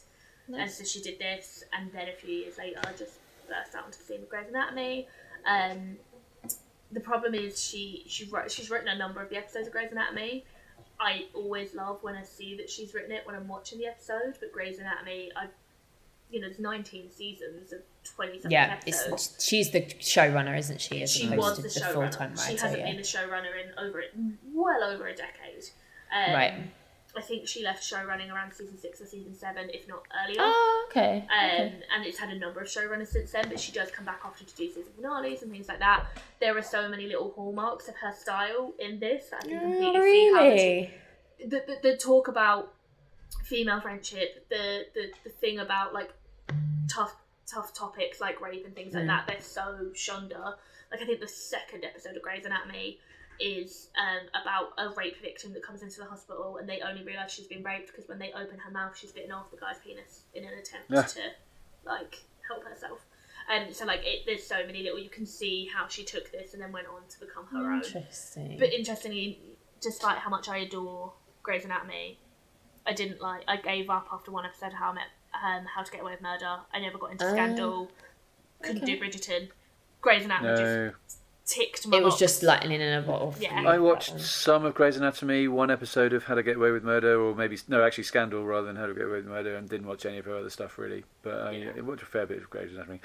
Oh yeah, we just one of the things that again maybe they cut out. Now that you say they cut a whole bunch of stuff out, it really made me laugh at the time when there's this whole big deal about her being valedictorian, and then you don't actually get to see her make the valedictorian speech. They're like, your valedictorian speech was so good. That wasn't mentioned in the flight. Great speech, Britney, that we didn't get to see you do. Did you want to see it? Yeah, yes. No, but it was just so funny the way that they cut it, and then they immediately go, your valedictorian speech was so good. Hey, indie budgets, man. They couldn't afford all those extras. No, I like it. Because they did say in a lot in the karaoke scene and in the audition scene, a lot of the extras are the crew's family. I think I hadn't. Okay, I think I hadn't picked up properly before. I mean, I mentioned in my review bit that I read out there that it's the relationship between her and Justin Long is not at all clear. I think it is actually clear. They are they're just lab partners, really. It is. But it does take a little while to unravel. I didn't quite. I listened to another podcast today who were completely confused about it. They were like, were they a couple? Were they not a couple? Was she But cheating on him? Nah, if you listen to it, It was. it's very clear. But I like Yeah. that they don't just go, hello, Justin Long's character, my lab partner, who I have agreed to sleep with. Like, you know, I like that they don't... Because I was like, oh, what's this? This is an interesting dynamic. Oh, they're not together. Oh, interesting. Okay. And then it makes it so much more, I don't know, not any different, because when obviously they're about to sleep together and she's like, oh, I saw it differently, it seems kind of what we've seen before with female characters potentially saying those things, but it turns out it's because no, she doesn't want to sleep with someone for the sake of sleeping with someone. She wants to sleep with someone who she wants to sleep with, and you're like, oh right, well yeah, no, fair enough. But also you assume, I mean, okay, she does giggle later on and say that yes, she's seen one and yes, she's touched one, meaning the penis, but we can maybe assume that wasn't Justin Long's, because I would assume it wasn't. because yeah, they're not, it doesn't make sense that they are literally behaving like they've never been in a bedroom together before, and clearly that's the case. Like, they haven't been in a bedroom before together. But they also have this weird maturity about it, because they've obviously had this conversation about, we want to lose our virginity, we trust each other. She was like, give me the reasons. Yeah, He's they made the list. And he doesn't force her, But pressure I her. think It's a joint That's thing. the whole point. It's mature, but it's the most immature, because she's like, give me the reasons, and he has to get a bit of paper. Yeah. No, but they made Yeah. that list together. No, I know, They but made that it's list like... together, and she wants him to read it again to But it's reassure like, her. if you were adults, you wouldn't need to get out a little. No, of course, Like, but yeah, it's babies. but kids, but like, you know, it's endearing. Yeah, it's so endearing. It just seemed really sweet and safe, and they cared about each other, and you don't really see those kinds of sex scenes a lot with those scenarios. It's either very gratuitous or it's very serious, It's and very clear basically Justin sexual Long assault. really wants to have sex with her, but like you say, it's never pressure, and he's like, He's this not is- creepy. He's like, not I really out of want line. this. He's desperate, but he's not creepy. He's like, I really want But this. then it also- this is but then how it I saw it. But he's never like, no, you promised me. He's just like, No, Yeah. exactly, I and mean, he does- also. he does start begging at one point, but begging But and he- forcing are different. Desperate, Yeah, and and he creepy. says There's it a thin differently. line, but there is a He- line. yeah. He basically says, like, he's really, really pumped to obviously sleep with Lucy. He obviously finds her very attractive. But then when they start talking about it, his motivations come from an insecurity about being a virgin going to college. So you can tell there's been more of a conversation about this. This isn't about just getting to sleep with her because she's really hot. That's kind of a bonus for them. So yeah, I thought it was just a really interesting scene that I was surprised by. I just Justin felt Long really facts. bad. He's also born in 1978, like the other two, and this was only his fourth movie. After he'd done Jeepers Creepers, and he was in Galaxy Quest, which was his debut, but and another thing called Happy Campers, and that was it. Like, this is his fourth film, so it wasn't in any way like I do like when Justin Long along in his career. I love a Justin Long cameo, and I just think of all the men in Hollywood, I do think he has the best like bedding women, even if he doesn't actually get to sleep with them. Like the love interest he is interacting with in his career, I think he's out there rivaling a lot of men. But also, I just don't feel like I've ever seen a paler person in my life. I was like, he's so, because she's so tan, and I'm like, that man looks like they locked him in a basement for like 2 months before he filmed this scene. I felt seen personally. I like a Representation boy, but even matters. I was like, Jesus Christ, could someone have just helped him out a little bit? I think my point bless was him. really that wouldn't have been seen as a Justin Long cameo back then, because No, he's, like I said, it was his fourth movie. Yeah. He's the lead in Jeepers He's just Creepers, a but that random wasn't guy. like a huge Yeah. movie. Yeah. He's just a guy. So yeah, he's just a really well cast nerd basically at that point. He's a little Yeah. skinny What do we nerd boy, think, and I'm um, surprised I didn't fall in love with him then. What did we think about the performances outside of Britney's? I think everybody's I think great they were in it. pretty. I think everybody's they were great in it. pretty solid. I think I didn't sort of see any. And again, I was very surprised by the caliber of the people, the roles of the parents. This felt like this was a film that was taken seriously. It wanted to be made. People were into it. But then you do have, unfortunately, a lot of stakeholders involved with Britney Spears, so there's going to be changes and things that are restricted. But I think what they've ended up with is a film that, for me, got out a little bit unscathed from what potentially it could have ended up being. But people kind of just painted it that way anyway, because that's what they expected to see. A lot of the reviews from the time compared it to Glitter, which we've already covered, and obviously Glitter was so maligned because of Mariah Carey's personal issues. At this stage, Britney was still the golden girl, and a lot of the reviews even say, like, well, it's no Glitter, but it's not good. And it's like, so I think you're right, like, everyone gets away unscathed. It got really bad reviews, but it didn't ruin anyone's career. Everyone's just like... No, but I just meant more in a case of, like, it could have been so much worse. I think that they've ended up, considering how many, like, cooks in the kitchen, I imagine there were, and how restricted they had to be in certain elements, they've come out with a good, in my opinion, a good film from it. I think the reason they got away with that from everything I've read and listened to is that they built it with Britney for Britney. So the studio was so there's a happy cohesiveness for it. that, like they say, they weren't allowed to use the word rape, they weren't allowed to show sex, they weren't allowed to say the word sex. But she was like, there will be a scene where, as a teenage girl, I will lose my virginity, because that is what happens to teenage girls. So I think she held the power because it was her star vehicle. Yeah, I do think there are huge props to be given to her for making that happen. Too. Because she could have easily just gone, okay, whatever XY management says, we'll have to do it. No, she clearly stood up for something that she wanted to... that she believed in. And even stuff like the drinking. I mean, it was a big deal at the time that she was drinking in the movie, because obviously she has a legion of, like, you know, young fans and stuff like that, and it was showing her doing stuff that, you know, they wouldn't want her to be doing in front of those of that age group. So yeah, it was a big deal.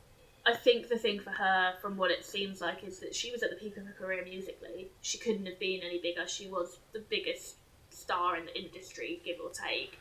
So I think her whole thing was, well, I'm going to go into acting, it needs to be something that's different, and it needs to be worthwhile, and I don't just want to do the Britney biopic kind of thing. Mm-hmm.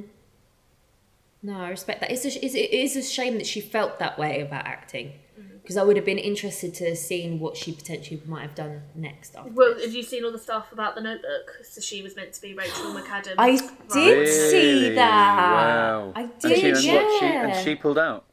No, it got down to final auditions. It was between her, Rachel McAdams, and I want to say maybe a third, but it might have just been the two of them. That's really interesting. And then she didn't get it. They went for Rachel because obviously Mean Girls was out, 2003? They were filmed at the same time. So Mean Girls and Notebook came out pretty much at the same time.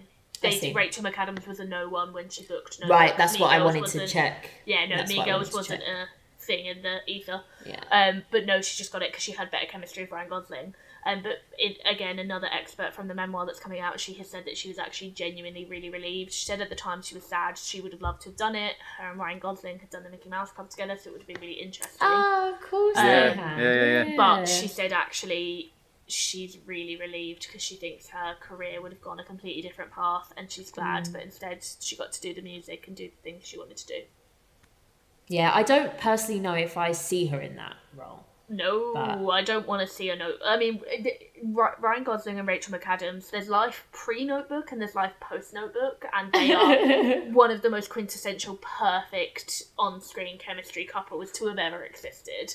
Was it true that they hated each other, or is that just a rumor? And then they fell in love. Like, they hated each other on the set and then started banging it out. Like, that is what happened. I see. So they just misread the tension of something else. They misread the tension. Right. So that's what I mean. So, like, I don't think anyone ever wants a version of the Notebook that isn't them. Because it's... Wait, did they start seeing each other afterwards? I think they were together for a long time afterwards. They were engaged.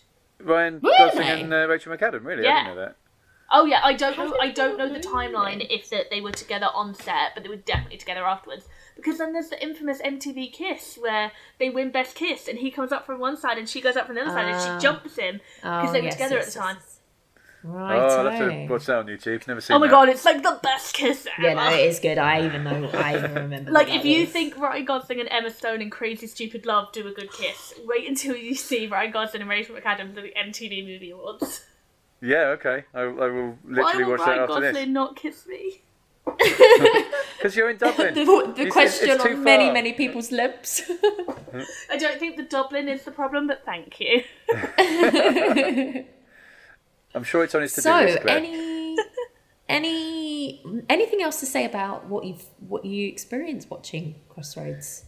Yes. This time. The cheesy line stuff is still great. Like the cheesiest line is, "I'm on a road trip with a killer, and you're telling me not to be upset." I know it works. I just feel I like enjoyed him if you being buy a into it, responsible adult, being like, "Why are you all in my car if you thought I'm a murderer?" And I'm yeah, like, yeah. "Good boy, yeah. good boy." Yeah. But like, it's just a classic teenage girl. It's just girlhood. You wouldn't understand. Oh, I mean, Shania Twain. Anson Shania Mount is the Twain. nicest, Oh, the yeah. nicest of all, of all possible like men to be Yeah. giving three young women a lift. Clearly, Yeah. doesn't make a move on any of them. Until moves are made on him. Yeah, until moves are made on him. Yeah. But yeah, an excellent needle drop. Yes, the Shania Twain's bit. Well, the Shania Twain bit is great because all four of them are singing along at that Yeah. point. Yeah. Like, No, he joins in no, at that that's point. not the one. It's If It Makes You Happy is when they all sing together. Oh, yes, yeah. okay. another right, yeah, right, sorry. right. Need to drop. Yeah. Sorry. This I'm is confused. a really good soundtrack. Yeah. But Okay, they had the so in support- that case, I wanted to point that out. Yes, you're right. I got the track wrong, but the Shania Twain bit is great because it's just the three of them and he's asleep, and then obviously he wakes up and there's a comedy element to it. But then the kind of counterpoint to that is If It Makes You Happy, where he is joining in, so and nice. there's progression to it as well. That's really lovely. It's a beautiful scene. Great Yeah. way of using what's already a fun scene of just them singing along anyway, and actually having it mean something between the two. That's really good writing and direction. Because it's just it's life's small little moments. It's stuff that really happens and has a big emotional impact, even if you don't intellectually deem it as so. It's those little moments that build and make friendships and relationships. So yeah, I really like the care that they put into those. And listen, for some people just that it's not enough. It's not enough of something to be a good film because it's just full of these little moments that are like, oh, what, you know. But I personally, they work for me, those things. So Cool. The mother-daughter stuff in this movie is really intense as well. Like the thing, not just Britney and I was really Kim shocked. Cattrall, but like Zoe Saldana and her mother, and the thing about like she's forced to go to fat camp as all through teenage years. She's forced to go to fat camp and lose all that weight and hit her target weight, and then her mum hates her because she's prettier than she is. And the line, the way she said that line was Beautiful. whoa. Being prettier than my mama is even more unacceptable. Yeah, it turned out being prettier than my mama was even more unacceptable. Well, and that's what they talked about in the commentary, that then there was also a cutscene where you see Tara Manning go home on the day of graduation and her mum is passed out drunk on the sofa and she tucks her mum in and says, "I graduated high school today, mum." Like, and they said like it was a beautiful scene and they were sad to cut it, but because they wanted to keep it Lucy's film and to keep the flow going. But yeah, there was a whole thing about like mothers and I messed up like not relationships. seeing it. I like hearing it from them. Yeah. I think it makes us feel like part of the friendship group because we don't see that stuff. You hear it from your friends. And I know I said it earlier, but actually that's what really worked for me. I would Even if it was an accidental I'd have put that choice. split second back, that what, presumably very short scene back in. That sounds like a really good scene. That I think it was a maybe beautiful would have. scene, but they wanted it to be Lucy's film, so like it does take you away from her viewpoint. Yeah. I agree. I prefer see the that. reasoning, but I still think it wouldn't have killed them to leave that in. Yeah. What else have we got? Else? Yes, I'm sure there is. Wait a minute. Matt's like, I have all of the notes. The poems mostly bit still really gets me. Like I've always quoted that as like one of my favorite. Yeah. What are you writing in your notebook all the time? Poems mostly. Poems that will one day become hit songs. Yeah. I just thought again back to Britney's performance. She just kind of nails the emotional stuff, like the reaction after the scene with her mother in particular, where she's in the bathroom where she's essentially trying not to cry in front of him, and like she's not quite as good at the actual delivery after that, but that initial moment when she's trying not to cry and he's asking her if she's okay and everything, that's a really sweet, really well acted little bit. I'd forgotten that Zoe Saldana's fiance turns out to be the rapist. That was I was actually shocked at that this time round. Even while I was watching it, the minute that she was like, "I'm pregnant," I was like, "Is that a rape baby?" And then she tells you it's a rape baby, and I was like, "Cool, I remembered that." And then when she's telling the story of the rape, and she's like, "He had a blue bottle," and it cuts to Zoe Saldana looking comfortable, I was like, It's the fiance. It's like it all came back so to me. So in that scene, So I you don't even think- see it flick through her head. I don't think you're meant to know that. I don't think you're meant to realise that Zoe Saldana. Oh no! But it's a nice little thing for a rewatch to see. And they said in the okay. director's commentary that one of the questions that Shonda Rhimes has asked most is, does Mimi, Tara Manning's character, know that it's Kit's fiance that did it to her? Yes, and I think so. They said that it's not that she knows, but that she thinks so, which is why she doesn't want to go to the house, because she's pretty sure it is him. Because I was going to say, if you knew it was him, he wasn't in their year, and they weren't friends. So it's that thing of, she gives the extra details, like he had a blue bottle, I think almost to see if there's any recognition. Okay. And then when she goes to the house, she's like, I don't want to be here. And the minute she sees him, she's like... She the way she says early on that you're still going to marry that loser makes it sound like she knows him. So she does know him, but she's not sure it was... but maybe she's just hearing what she says. Well, no, that's what Shonda Rhimes said, that she thinks she's sure it is him, but she isn't sure. Like, she thinks it's him, but she's not sure, and would make sense because they have no relationship to each other. She obviously wasn't at that party, but she's probably... And, like, there was no social media in those days, so she's probably... Yeah, it could be something like she hears Kit talk about him, and then maybe he was saying stuff...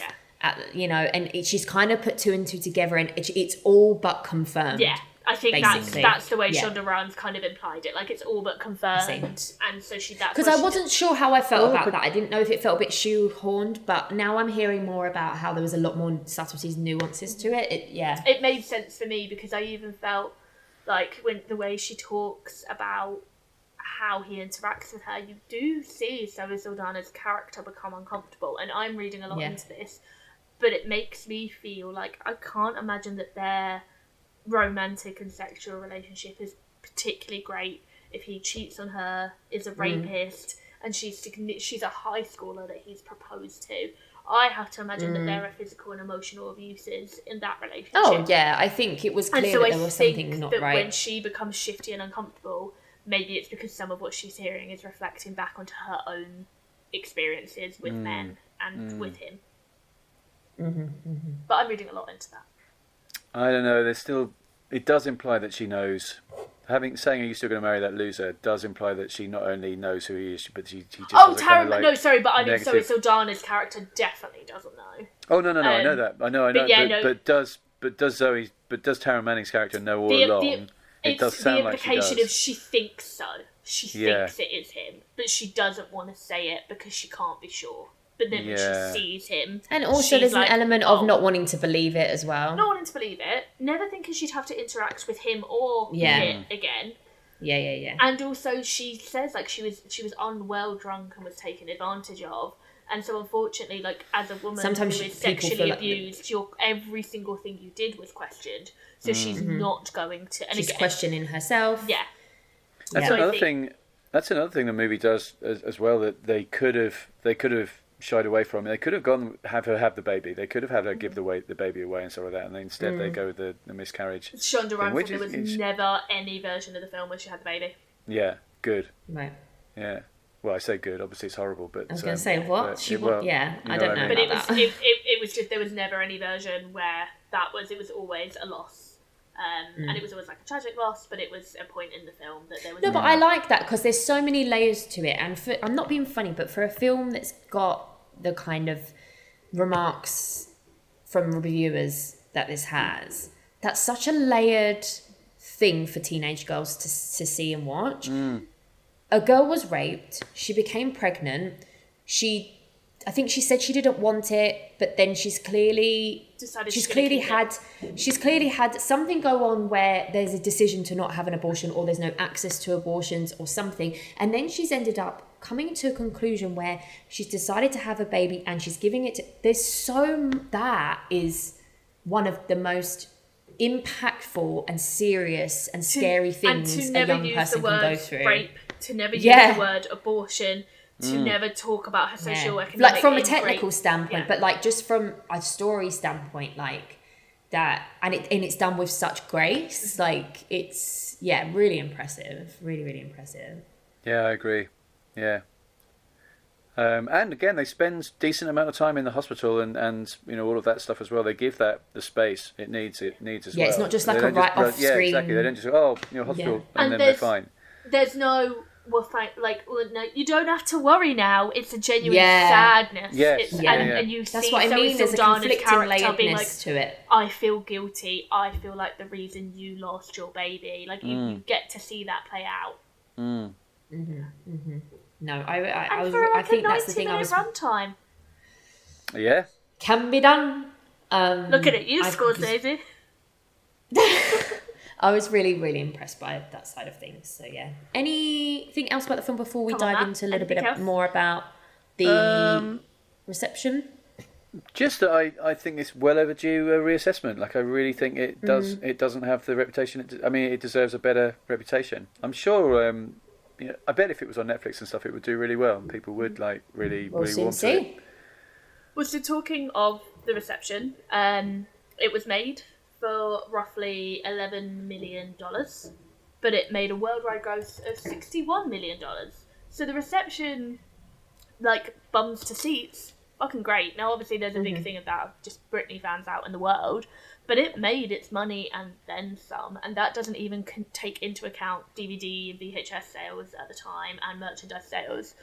But as kind of we talked about near the top of the episode, fucking panned to shit. Debuted at 14% on Rotten Tomatoes. Oof. It's on the IMDb bottom 100. It was ripped to shreds. And before we get into some of that, I just really want to I think one of the things that me and Daisy often do when we do these films is we look at how a film when it came out, how people spoke about it, and then how they speak about it in retrospect.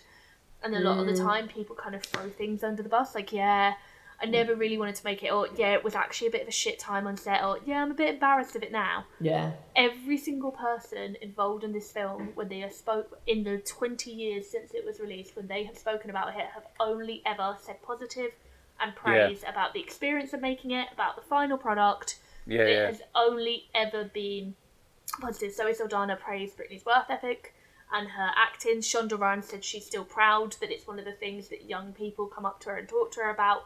The director has been trying for 10 years to get it re-released, and so is delighted it's now getting re-released into cinemas. And Britney obviously is proud enough of it that she wants it re-released to coincide with her book. I just think it's lovely that a film that has been so critically panned and has such a negative history, that every single person is so happy with the product. Yeah, that's really good. Really nice. That's really good. Well, I suppose it wasn't a flop, as you said, so there is that as well. Usually they distance themselves from flops, but yeah.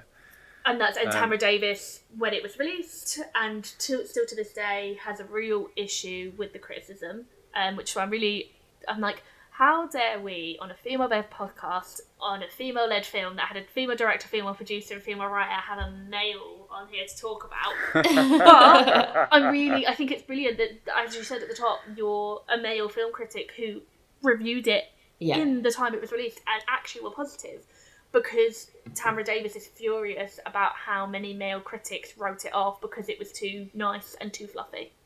And this is a problem with diversity and access.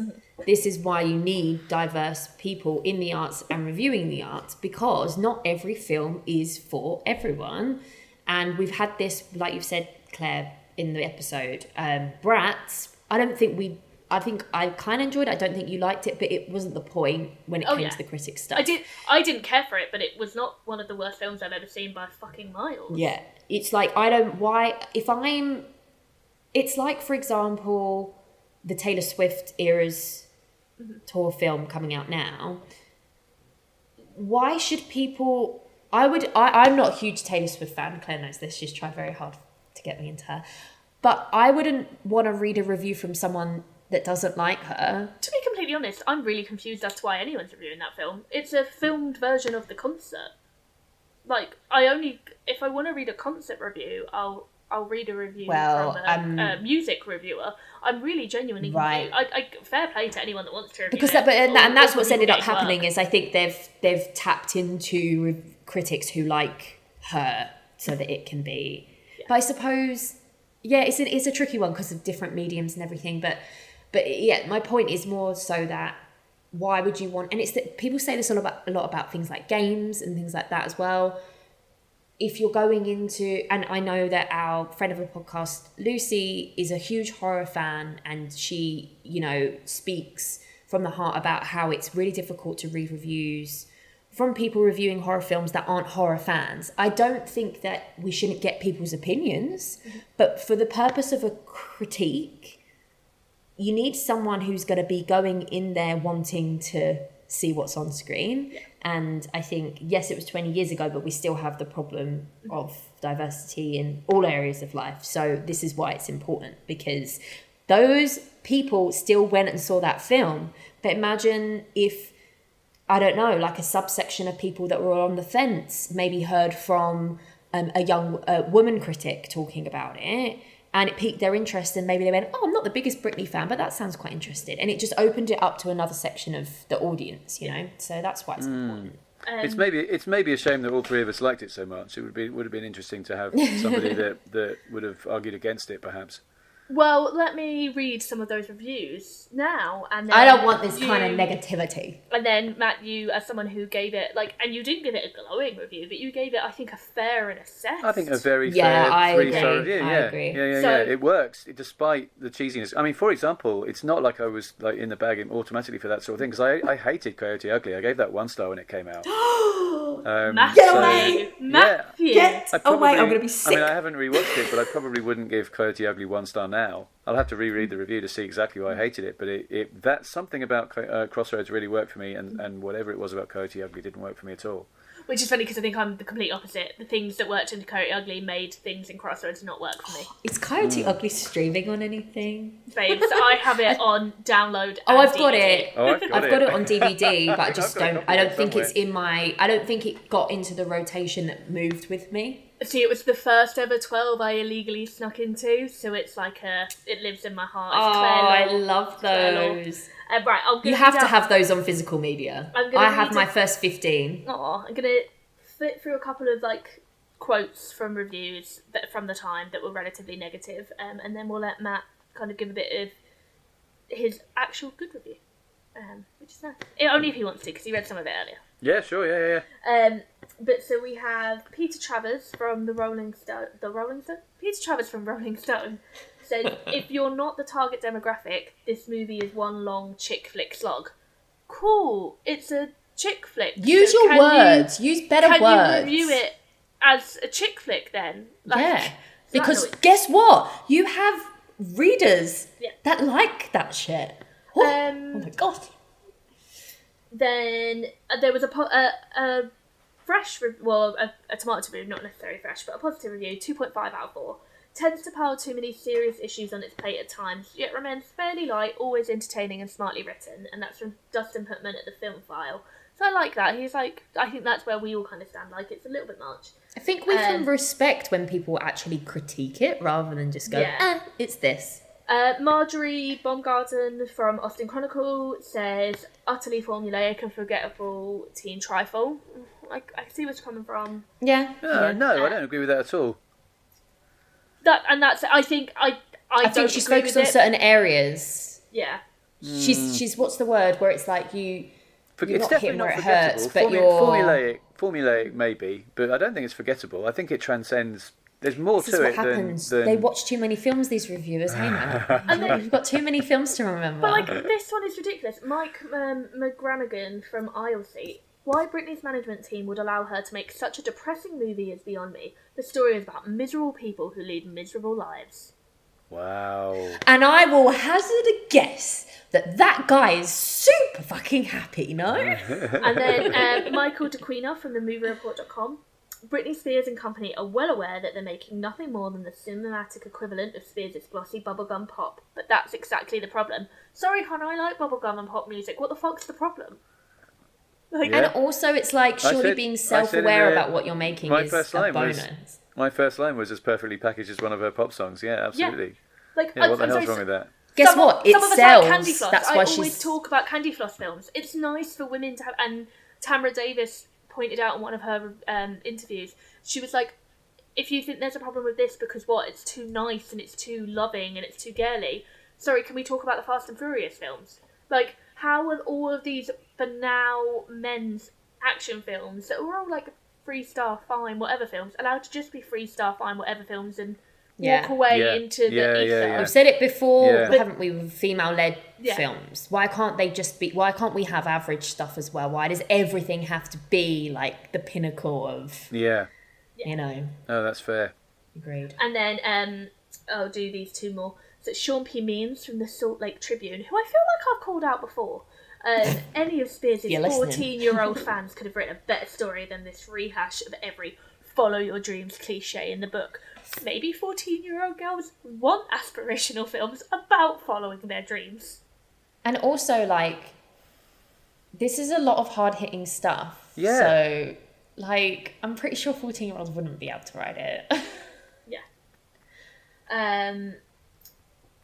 But, and then the last one, Mick LaSalle, who Mick LaSalle is a name that's come up a lot, and from the San Francisco Chronicle. It cultivates not the illusion of wholesomeness, since no one's buying it, but the pretense of it, yet examining the movie's message, and it's pretty insidious.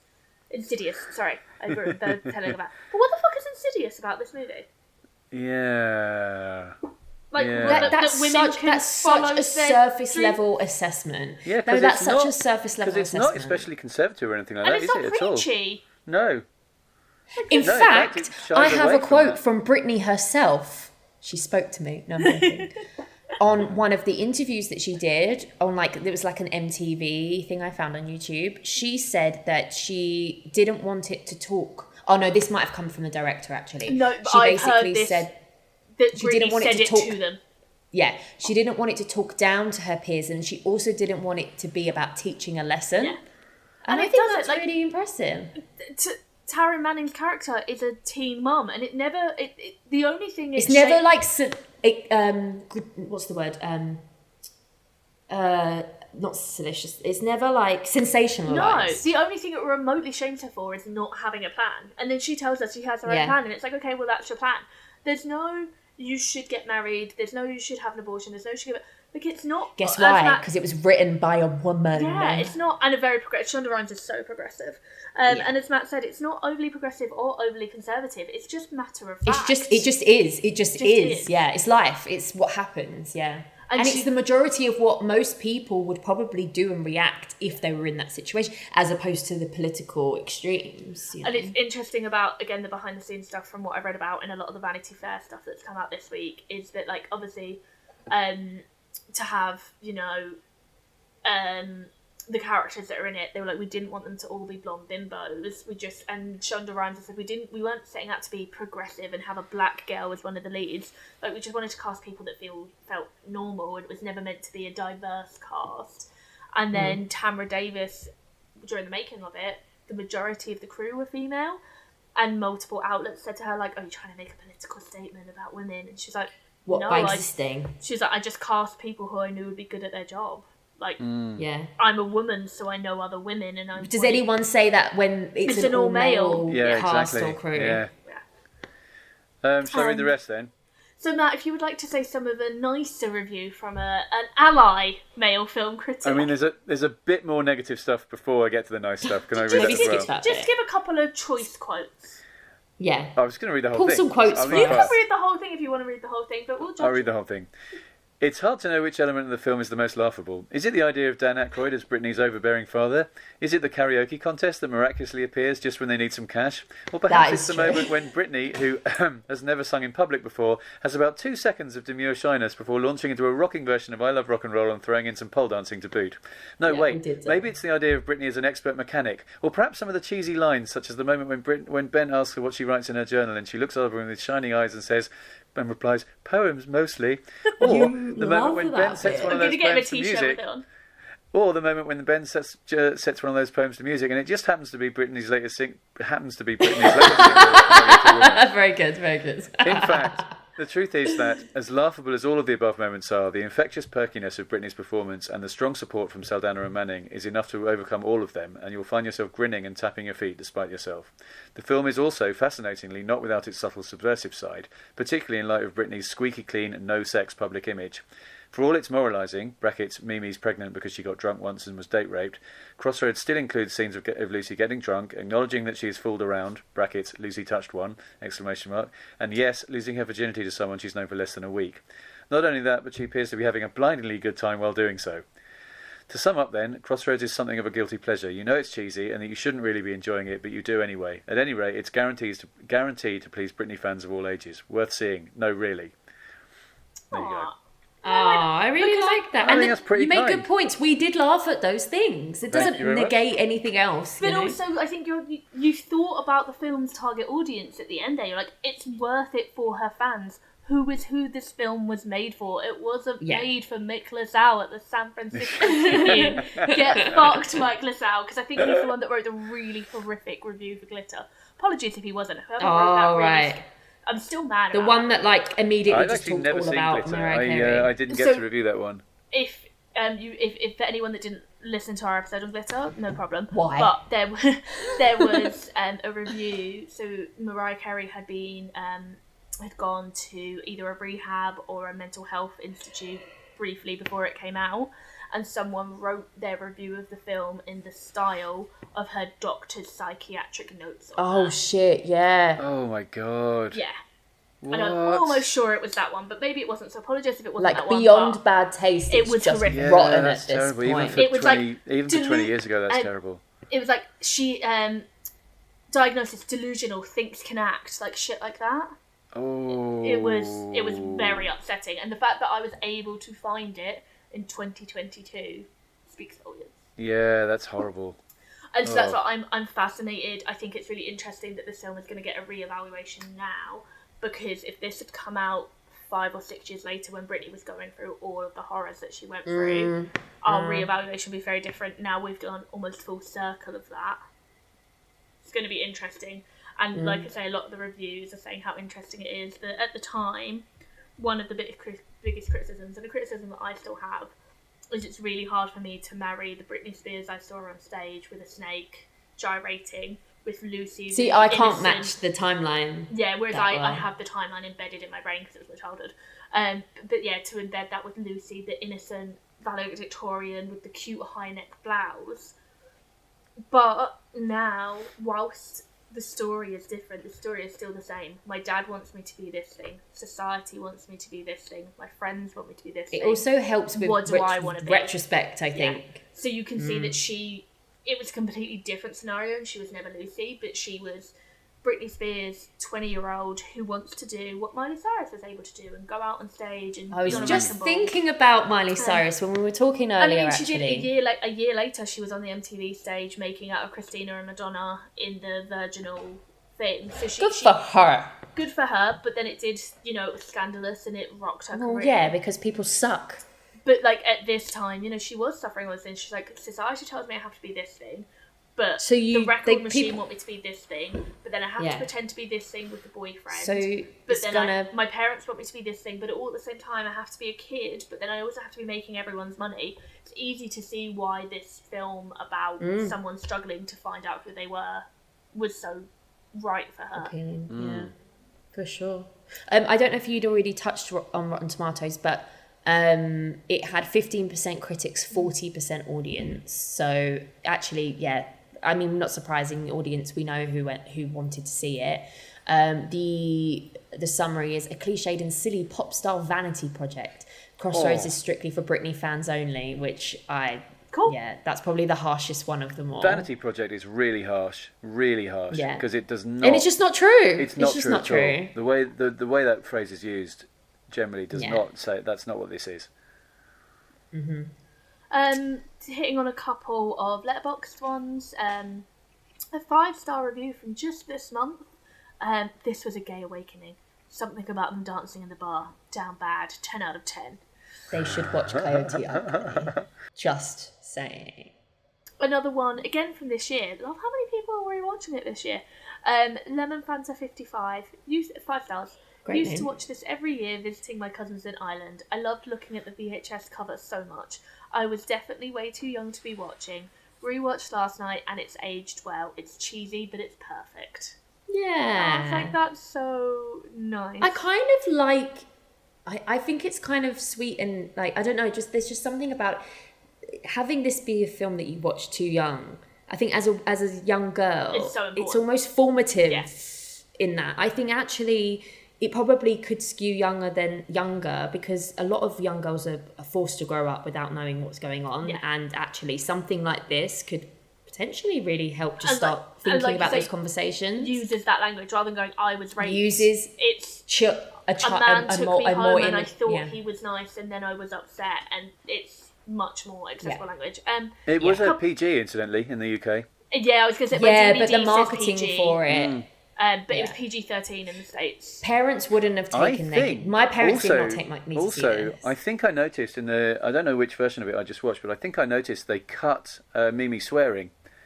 Like really early on, when the guy says something to her, she's walking down the hall. I think she swears at him, and they cut that line. So that would make sense with it being a PG. Another review from Iosif Philus. This is a half-star review. Crossroads could have been a teen pop 8 Mile if only the lead had any resemblance to Britney Spears beyond looking and sounding like Britney Spears, who's an uber sexy babe with an exceptional voice who couldn't, aside from playing herself, give a convincing performance if her life depended on it. Why not just play to her strengths rather than her weaknesses? I don't agree with the star rating, I don't agree with the anger, but I do agree that they maybe should have played a bit more into Britney's natural vivaciousness and confidence. But a bit harsh. I don't know if I would have preferred to have seen that film over this. Yeah, but it's because I think you're right. I think you've got a little bit of cognitive, not saying this in a horrible way, but I think the cognitive dissonance of you seeing who she was becoming in real time, in real life, and then seeing that, I totally get how that doesn't work. Whereas, as I say, because I didn't watch it at the time and my timelines are a bit muddled, I didn't know when this song came out versus when she did. Like, I'm really surprised that it's on the same album as I'm a Slave for You, to be completely honest. So for me, I'm able to kind of make up my own history a little bit and slot it into a time where it makes sense for me. So yeah. I mean, also, we're able to separate the actor from the performance and the person from the character, and you know what I mean. Like it's not. Which I think I struggled. I think if it hadn't have been a musical and if she hadn't have been playing the singer, I would have found that easier. But when she sang, she's so charismatic when she sings. I was like, that's Britney Spears. Yeah. Oh my God. Well, I mean, there is that too. But I felt like she was playing her voice down. Did you not think? I feel like it treads that balance well. Like you get both essentially, and that works.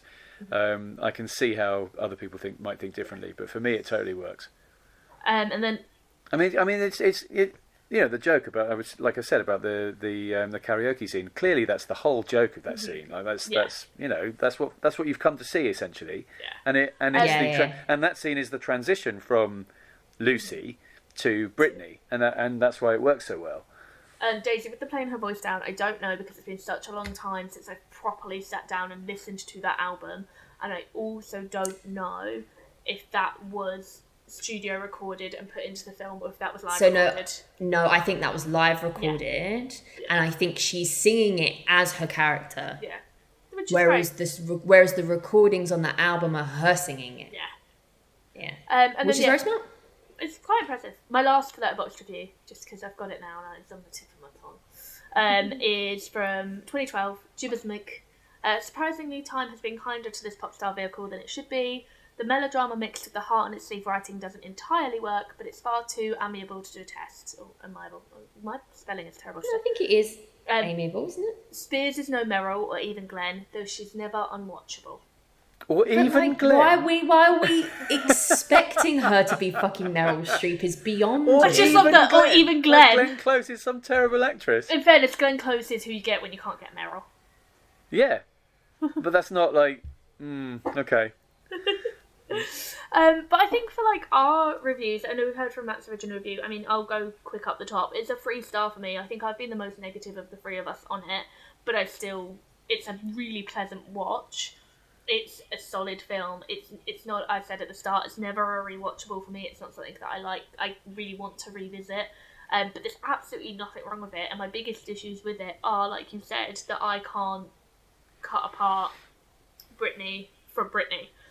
Like I know Britney, which is fair because that's a fair fault for a film. If you can't see the actor melt into the role, then it's not as good as other people who can do that, you know? But like the podcast I listened to earlier today, it was called Late to the Party. Like they were talking about how it's kind of quite Hallmarky movie, and I love a good Hallmark movie. And I think this is like the peak of Hallmark movie in terms of script. Like this is the best. This isn't like Hallmark movie in terms of the technicality. It's not a Hallmark, but in terms of the fuzzy feeling, the warmth, the nostalgia of it, 100. It sits in the same purpose. Space potentially. Yeah, like it's only a 3-star for me, but it's a really fucking solid 3-star. Okay, shall I go next? Yes. It's 4 for me. Ooh, like I said, it's high. It's pure enjoyment. But listen, I think I come from for me it's a really unique perspective because somehow I've not seen it, even though I used to love Britney Spears when I was younger. So it's almost as if it's this hidden gem that I've never uncovered. And because of my interest in filmmaking, man, I know I really love a really good story. It's almost like the stars have aligned for me for this one. In terms of like all my personal interests have come, and I've like gone, oh, Dustin, I've never seen this. How have I, you know? And as I say, you know, the halo of films that it's very similar to are extremely my bag. Coyote Ugly being one of my favorite films ever. So it's not. I don't think it can ever solidify itself as something like that because I didn't watch it when I was younger. But I watched it a few weeks ago, and I would happily. I know that I'm going to rewatch it again. I think it's probably going to be one of those ones where I'm like, oh, do you know what? I just want to stick on something that's a little bit nostalgic that I don't have to pay too much attention to, but probably would end up sitting down, stopping what I'm doing and watching it properly. So now that you've said that before Matt gives his rating, what I will say is also one of the special features on the DVD is how to make your own t-shirt like they wear in the karaoke scene. So when I move back to London in the new year, we have a Crossroads night where you all come to my flat and we make t-shirts and watch the film. Yes, please. As long as I can wear the highest waist jeans possible. Well, no, but you make like all 3 of the t-shirts. So like I can't Mimi remember the other one. ones. Mimi okay, has fine. a long one. So we can all I remember is we can all make the Mimi pregnant version if needed. Lovely. I feel like that would suit me the best. Well, I mean, I was all set to stick with the 3 stars, but actually, if Daisy's giving it 4 stars, I might give it 4 stars on my on Letterboxd for this watch because I did really enjoy it. This is usually me that does this. No, but I absolutely really enjoyed it, and I would definitely recommend it to people and say, no, actually, you should watch it. It's really good. I mean, I think it stands up really well. It doesn't deserve its bad reputation. It needs rehabilitating. It certainly doesn't deserve to be in the IMDb worst films of all time, even with all the caveats. That I know a lot of those films end up in those lists because of negative, people just trashing things. It's the context, and who's in it and stuff like that, like Mariah Carey and what have you. But yeah, it absolutely doesn't deserve that. And yeah, I think I'd quite happily give it 4 stars actually. I think this is our highest rated film. Potentially. Good. But Matt, we need to. That's very happy about that. We need to put you on the spot. Because we also do, would you save it or burn it? I think we're all in agreement with saving this, we're taking it out of the list. You know how to pick a film that you would put in the list in its place. Oh, good. A man with a plan. Is Master of Disguise in there? Yes. Oh, god damn it, because that's my official worst film I've ever seen of all time. Oh no, I wish you'd asked me this before. We never do, it's all that's about the being point. put on the spot. That's the point. You got to think, you got to be under pressure. Don't overthink it. Well, in that case, there are some of the Freiburg Seltzer movies that aren't in there, right? Like they're not all in there. So whichever one isn't in there deserves to be in there. There's only one scary movie, so like any of the scary. Not apart I'm fine from with Scary Movie, the date Not movie, epic movie. They're not all in there, are they? 1 or 2 Date of them. movie, all of those epic ones movie, are. disaster movie are. Scary Movie 5 is. Meet the Spartans. Meet the Spartans is. Vampires suck. I think they're all in there other than 1 through 4 are a scary movie. Which arguably, especially 1 to 2 are actually good. I like 3. I don't remember 3, but... I didn't like 2, I do like 3. I never saw 4. 3 is a riff on Signs and The Ring. Ah, okay. Well, I've never seen Signs. Well, I fucking hated Signs, so I was really down for them ripping it to shreds. I love The Ring. The Ring is my comfort horror film. Oh, good lord, what's wrong with you? That explains so much of what is wrong with you. What do you mean? How do I make Letterboxd tell me like which films I've given 1 star? So to? Oh, See, you go go to- on your diary. Go to Diary, films yeah. and then do view by least rated. This is a good hack for anyone listening.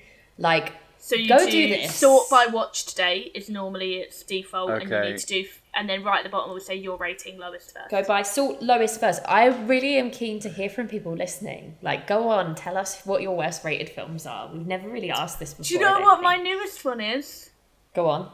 that we never recorded? Cats.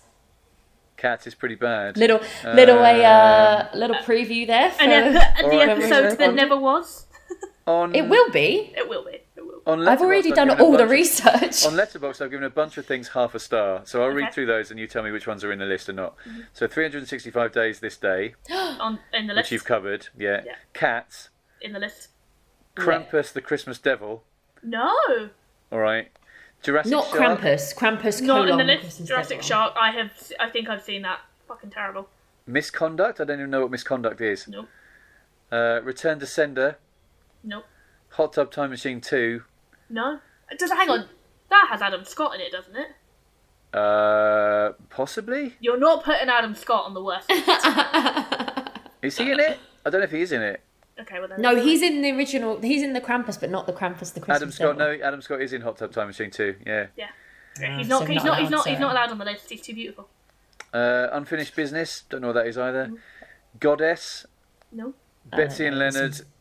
Got to Run. Got to Run has to be in there. Okay, Got Got to to Run Run, is a we'll terrible, take- terrible, Okay, terrible movie. well, we'll look that up and it's on the list. But It's a because you- really because- bad British movie made in 2011. It's just completely and utterly inept on every level. It's awful. Oh Is it dear, the poster. Yeah, Matt, the you're poster. in a similar vein to how I used to be. Like when I was doing. Oh, that's a terrible poster.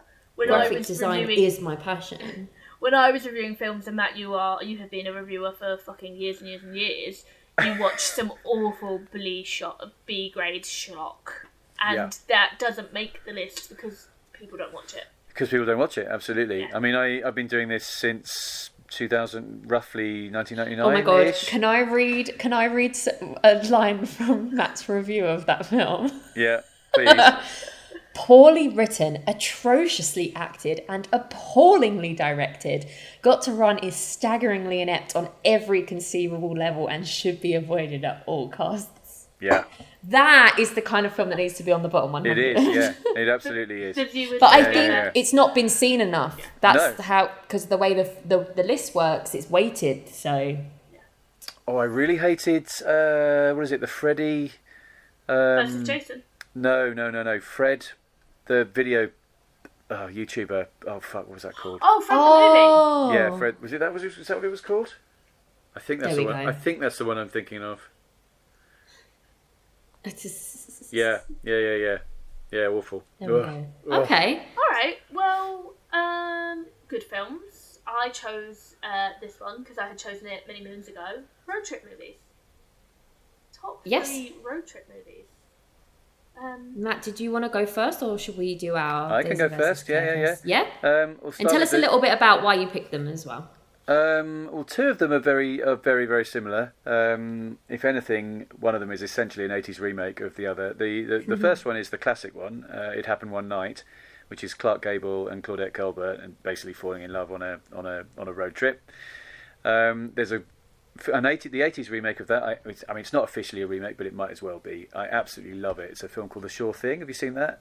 No, I love it. It Happened One Night though. That may or may not be on my list. So I will be now. So I the saw Sure her Thing, making The Sure notes. Thing is a Rob Reiner movie with John Cusack and Daphne Zuniga, and it's essentially the same. They're university students hitching a ride across the country, and travelling together across the country, and they don't get on or what have you, and obviously they fall in love as they go across the country, and it's just such a great movie. I'm amazed you haven't seen it, because if you haven't seen it, that means that movie is definitely in need of kind of rediscovery, because I'm very bad it's with so 80s good. movies as well though. So I haven't seen anything, There's a so double I'm out. not a It litmus probably test. does need reassessment, and also for a very Rob Reiner, though. I mean, it's Rob 80s Reiner. movies. Yeah. It's right up there with. I mean, it's Sounds not. like it it's could be not up as my good as street. When Harry Met Sally, but it's not far off When Harry. Nothing Met Sally. is. If I had to give you a list of my, If I had to give you a list of my 5 favourite rom-coms, it would be on there just below When Harry Met Sally. Interesting. And my other one would be, I went back and forth over a couple, but probably Paper Moon, which is just lovely little... I see that. That's like, again, one of my all-time must-watches. Have I ever watched it? No, because I'm an idiot. It's great. And so Brian McNeil, Tatum O'Neill, right, fuck's sake. Anyway, them, Peter Bogdanovich, black and white, gorgeous black and white, set in the 30s, about a sort of con artist, father and daughter. Okay. Yeah, it's amazing. It's one of those, like, it turns out, I mean, you actually did, was it the Sight and Sound top 100 films that you... I did, yeah. But I was going to say, it always turns up in those kind of lists anyway, but you actually got to contribute to that, the most recent version of that, and was Paper Moon one of the ones that you put in? No, but it wouldn't have been too far off. It's probably. So do you think it did make the list? It might well have done. I didn't. I can check actually. Hang on. It either made the top 100, but then they did do an extended 250. But it always turns up on those lists of like films you have to watch. Yeah, it's not. I don't think it is because, or if it is, I haven't liked the list on Letterboxd that would show up on the bit where it tells you which list it's on. Because I'm just looking at it now. But yeah, either way, it's still a great movie, and it's definitely one of Bogdanovich's best movies. And you will love it when you see it. Like there's a lot of stuff you'll like about it. Actually, it's not just the kind of basic level story and acting and writing and what have you. The reason it could, in terms of the criteria I did choose for my Sight and Sound 100, Sight and Sound 10. I realised while I was writing that list that what really makes a movie great for me is the script and like the kind of the essentially the kind of movies that you just kind of know every line, like every line is great, every line of dialogue is a quotable line. So stuff like Double Indemnity and Casablanca and Sweet Smell of Success and His Girl Friday, and a lot of the movies on my list ended up being like at least 6 films on my list were 1940s movies because the scripts were just so good. And I had things like With Nail and I on there because the script is, to somebody my age anyway, everybody my age knows that script back to front and, quoted it at each other endlessly for years and years. I met somebody, it's pretty heartening actually, I was on the jury at Sitges, the Sitges Film Festival just recently, and I met a director of the director of a film called Riddle of Fire, which is a really lovely little kids movie, and I really hope gets a proper release because it's amazing. And he's obviously only in his 20s or something, but he knew With Nail and I, and he's an American or Canadian possibly, but he knew With Nail and I back to front, so we kind of really bonded over like we ended, as anybody who tells you they love With Nail and I does, you end up like doing the lines at each other for about 5 minutes straight, so that's always fun. Well, myself and I assume Daisy are going to ruin this with our film bro and no films before 2010 vibes that we bring to these events. I've got one even better. I put the initials down for one of my films and forgot what it was. But thank you for bringing some real classic films to our proceedings, because I appreciate that. I will say, I don't know if I'll use it, but It Happened One Night actually did make my shortlist. I adore that film. I think it's so fucking charming. It's perfect. It's famously it was the first movie to win Best Picture, Best Actor, Best Actress, Best Director, and Best Screenplay. Yeah. It's just so one of only 3 films to do that, and that's the other one. And it's haters to lovers trope, which is just perfect for me. That's you all over. And like a bit of like not mistaken identity, but like kind of farcical, accidental. Like I thought this thing, but it was really this thing. Is it a screwball kind of? Yes. Yeah. A classic screwball. I watched it when I was a film teacher because I was showing my kids, and I basically downloaded the BFI and the IFO top 100s, and across 10 weeks we picked one film from every decade to watch. Oh, nice. And so that was the film we watched for that decade. I think it's the 40s. 30s. It's 34. Oh, wow. So that was I would basically give them 3 options from each decade and they would get to choose which one we watched, and that was the one from the 30s, and I absolutely adored it. But so the last vote we did publicly was Far Cry. Daisy, you won with 68% of the vote, so I'm happy to let you go first if you would like. Yeah, I realised after listening back to our episodes that for some reason I keep letting you go first. It is, because technically I am winning overall. But okay. You won the last vote, so... We change the rules every time, but fine. I think I probably might have less than you because I kind of struggled on this actually. I don't know why. Probably because I'm just struggling in general. Okay. I'm now thinking, I literally don't have any reserves, so I'm kind of fucked if I don't pick right here. There's only one that I'll be really upset if you choose. So if you think that there's one that I'm going to be upset about, you should probably choose it. Okay, I'm going to guess that that's Little Miss Sunshine. Fuck you. But look at us and how well we know each other. Friendship. Okay, yeah. I mean, I'm pretty sure one of us has picked Little Miss Sunshine for something before. Or we've definitely spoken about it. We just love it. Or maybe I've spoken about it with the Dano guys. I'm not sure. But he's a big part of why I love this film. Alan Arkin's a big part of why I love this film. Abigail Breslin's a huge part of why I love this film. Toni Collette is a big part of why I love this film. Steve Carell is a big part of why I love this film. Stacked cast. Everyone's fab.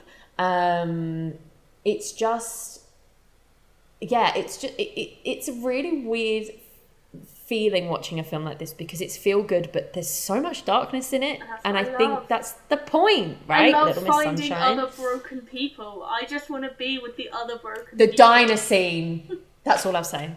Yeah. When she orders the ice cream. See, whereas for me, it's the scene where Paul Dano writes to Steve Carell, like, did you try and kill yourself? And it kind of implies, like, I don't want to have to check that you don't kill yourself overnight. And Yeah. That's not on you. I would never do that to you. I'm like, my heart. Or the obvious one, which is, like, obviously Dano's big peak of when people, when he finds out he's colourblind and can't be a pilot. Pilot? Yeah.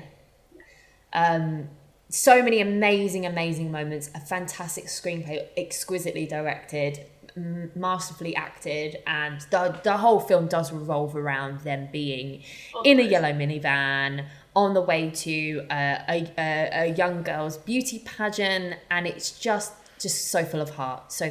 I'm pretty sure most people would have seen it, but if you haven't, like, it is one of those ones where, like, we always obviously recommend the ones we say, but if you're going to prioritise anything, prioritise that one. So my first pick is going to be another, like, Sundancey indie one, which is Sam Mendes's Away We Go. Sam Mendes, not a name that you would associate with Sundancey indie, but it is a relatively small film for him.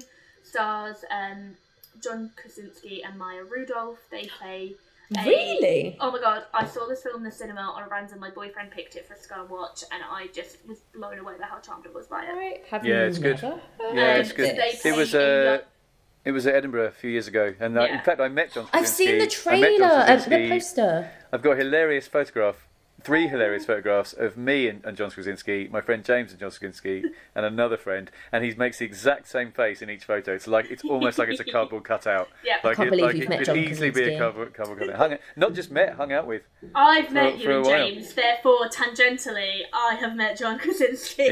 Yeah. But anyway, they play a young couple who fall pregnant. They are unmarried, and they kind of don't... This cast. It's fucking stacked, Daisy. And it's John Krasinski, Maya Rudolph, Maggie Gyllenhaal, Jeff Daniels, Alison Janney, Catherine O'Hara, Chris Messina. Yeah, it's a good movie. Oh my god! It's basically a series of vignettes of this young Melanie couple. Linsky. It's a young couple who are trying to find out where they're going to raise their baby because neither of them have family where they are. And so it's a series of vignettes as they travel America to find out where they want to lay down roots to have their child.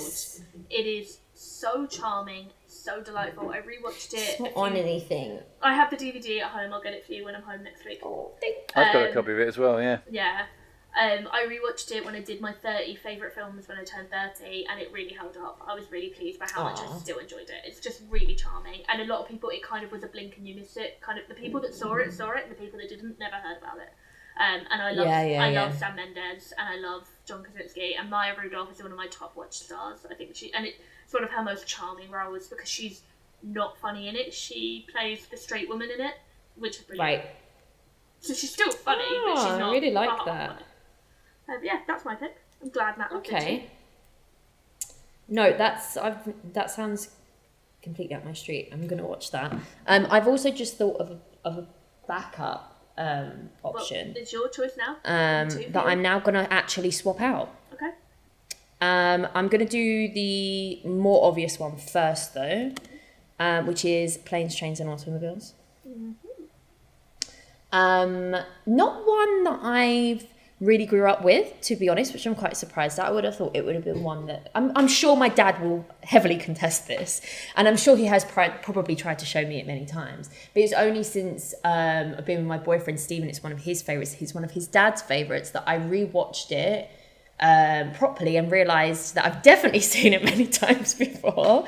And it's just like, what can you say about it? Like I was like quoting it, going, how do I know? I don't know what happened to me in that period of time, but it must have been just so intrinsic. It must have just been on, and I'd never sat down and watched it, but I'd maybe like heard people talk about it, say the lines. I mean, obviously it's John Candy, Steve Martin, so people will adore these people, and it's just very well lauded comedy, and just although it's a Thanksgiving movie, I think it does translate into the Christmas time for the UK very well. And yeah, I just really loved it on a rewatch, and I can't wait to watch it. I probably will be one that I'll watch every year now. I've got two things to say. Very charming. Sorry, go on. I've got two things to say about planes, trains, and automobiles. First of all, those aren't pillows is still a catchphrase as far as I'm concerned. Like, so our friend Scott, I believe you guys know Scott. He did do a podcast for a little while called Those Aren't Pillows. Yeah. And the other thing is, have you ever seen do you know the story about? Well, not necessarily the story.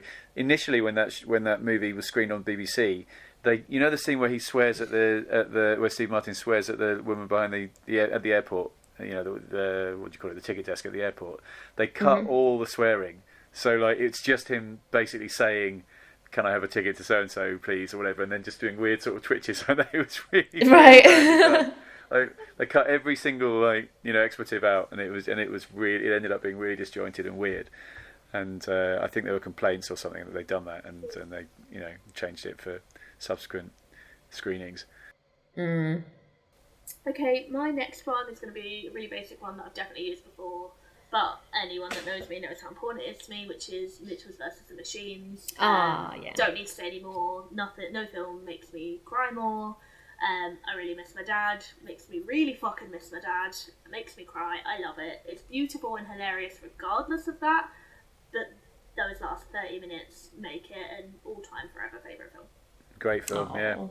Really I need to rewatch that actually. Yeah, me too. I've only seen it once. The other day I really needed to cry, and I was like, should I just watch it? And I was like, I don't think I need to cry that much. Oh, that's very cute. Don't set her off. It's a little moose. Matt has a little moose. Yeah, it came with the Netflix awards package. That's not what sets me off. It's the my like why that the minute the that's first so funny. beat of that song drops, my entire body just switches into hysterical sobbing. So yeah, Mitchells vs. Machines, just never gonna not wanna talk about and watch that film, and yeah, there we go. Nice. Okay, my third one is my wild card, which I watched I think it was maybe 2 years ago now. It was a random Sundance indie film that my boyfriend found on Netflix that he'd seen before, I believe, called Kodachrome. And I don't know if anyone... It's lovely. This is Elizabeth Olsen and... Jason Sudeikis. And what's his bloody name? I have not seen this. You've picked a movie I haven't seen. Oh, it's so nice. Ed Harris. Yeah. It's just lovely. Very moving. Lovely. And it's essentially Jason Sudeikis' character goes on a road trip taking his dad to find the very, very last place that processes a certain kind of film so that he can essentially get his last pictures developed. Because otherwise they'll never get developed because the dad's a photographer. And Elizabeth Olsen plays the dad's nurse? Yes. And, I don't even really want to say any more than that. Like, it's just very an happily. Exquisite... If you like Elizabeth Olsen, if you very like Jason Sudeikis. If you like indie on films, Netflix. If you like road trip films, this is the film for you. If you like crying, I'd never heard it's of it. the film for you. I'd never heard of it. I've just added it to Netflix. I just added it to my Letterboxd watch list. It is on Netflix. I will be watching it within a week. Amazing. I quite fancy rewatching it actually. But yeah, it's one of those ones. It's really stuck with me actually. I think over the last few years, me and my boyfriend have watched a lot of Drivel, and we are kind of doing it to ourselves, going to see every kind of IP thing and immediately going, why did we just put ourselves through that? And it was such a palate cleanser. Obviously, Jason Sudeikis very good in his latest stuff, Ted Lasso. He's also in this show that we watched called Last Man on Earth, which was very tragically cancelled. It needed more. But then the pandemic did happen and no one wanted that in the pandemic. No, but he's brilliant in that, and we were kind of hot off of watching him in that. Elizabeth Olsen is just incredible anyway, and then Ed Harris I'd seen most recently in Westworld, so it was this weird convergence of people who I was really into at the time, and it was just this little indie kind of there are moments of big tension, but it's just so people focused, focused on relationships, and it just really just ticks that box for me. It's just very sweet, very lovely, very moving. Oh, I'm really looking forward to it. Such a simple premise, then it does a lot with it, yeah. Before I do my last one, I just have to say I think this is the best Daisy versus Clare or top 3 you've ever done, because I've got The Sure Thing from Matt, you've got Away We Go from me, and Matt's now got Monochrome from you, and we're all really excited to watch them, yeah. I love it. So I'm between two. It's between It Happened One Night, which would have been my pick, but Matt's already chosen it, so I'm like, should I mix it up? Should I my go pick basic? doesn't get voted. My picks don't get voted on there. It's just Daisy versus Clare. But I do have another one, so I'm like, should I just... And it's the basic bitch choice, and I feel like if no one picks it, people will complain. I think pick the one that you would have picked anyway, and then you can do the other one as an honourable mention. Well, I've only seen them both once, to be completely honest. Is it Thelma and Louise? Well, then do what you think will help you win. It's between It Happened One Night and Thelma and Louise. I only saw Thelma and Louise for the first time this year, and that was what I dropped. I did really fucking enjoy it, and I just feel like, how can we do a top 10 road trip movies or a top 9 road trip movies and not include it? I think it has to be in there. Yeah, I think it has to be there. I'll do Thelma because that was mine before I switched it out. So okay, that makes it because my 3 spares were Thelma, Into the Wild, and It Happened One Night. So yeah, Thelma and Louise. Can I add? Oh, sorry, go on. 2 women out on the road, accidentally murder a man. Good for them. And then they just really fucking fuck shit up, and I love they don't back down. Yeah, they double down. You know what? Maybe we should all just be nicer to women, because we're all very stressed, and when you back us into a corner, we're not gonna fucking back down, and just be nicer to women. In conclusion, can I add one more to the an honourable mention? Okay. Oh yeah, I don't have any more honourable mentions, but yeah, Thelma and Louise for me, because we couldn't not, especially as a female-led film podcast. And also like Gina Davis and Susan Sarandon. I am having such a Gina Davis year. And what are you watching her in? I saw A League of Their Own for the first time. Blew me away. Do you know what? I'm gonna watch that. An instant 5-star film for me. But I cried. I was just sat in the cinema sobbing at like 3 p.m. on a Sunday afternoon, and I was like, I don't know what's happening. That's the best time to be There's no crying in baseball, Claire. There was so much crying. I'm kind of into baseball now, so baseball I should movies watch are great. it. I love baseball movies. It was, honestly, it's the nicest film, and the whole last 10 minutes, just my whole heart was so big. Like, imagine the Grinch, but me. It was so big because it was so full. If you want so full. If you want another great baseball movie, Daisy, 8 Men Out is brilliant, absolutely brilliant. Oh, okay. It's about the Chicago. No, it's a John Sayles movie. It's about the Chicago Black Sox scandal. Really amazing movie. Okay, so this is the other movie I was going to recommend. It's called Two for the Road. I've been recommended this before, but I've never. It's great. It's really great, and I've got a really funny story to go with it. So it's Audrey Hepburn, Albert Finney. Made in 1967. They're both like fantastic together. The chemistry between them is really lovely, and they play a married couple, I think, who meet on a kind of road trip to France, and then they get they're in a relationship, and I think they're travelling down, and they kind of they're remembering different times in their life throughout their life together, essentially different trips in the south of France throughout their life together. So it's a road trip on several different trips involved, if you see what I mean. I've got a really embarrassing story to tell about this. So the woman that Albert Finney's character is initially with when he meets Audrey Hepburn for the first time is a very young and very gorgeous Jacqueline Bisset, right?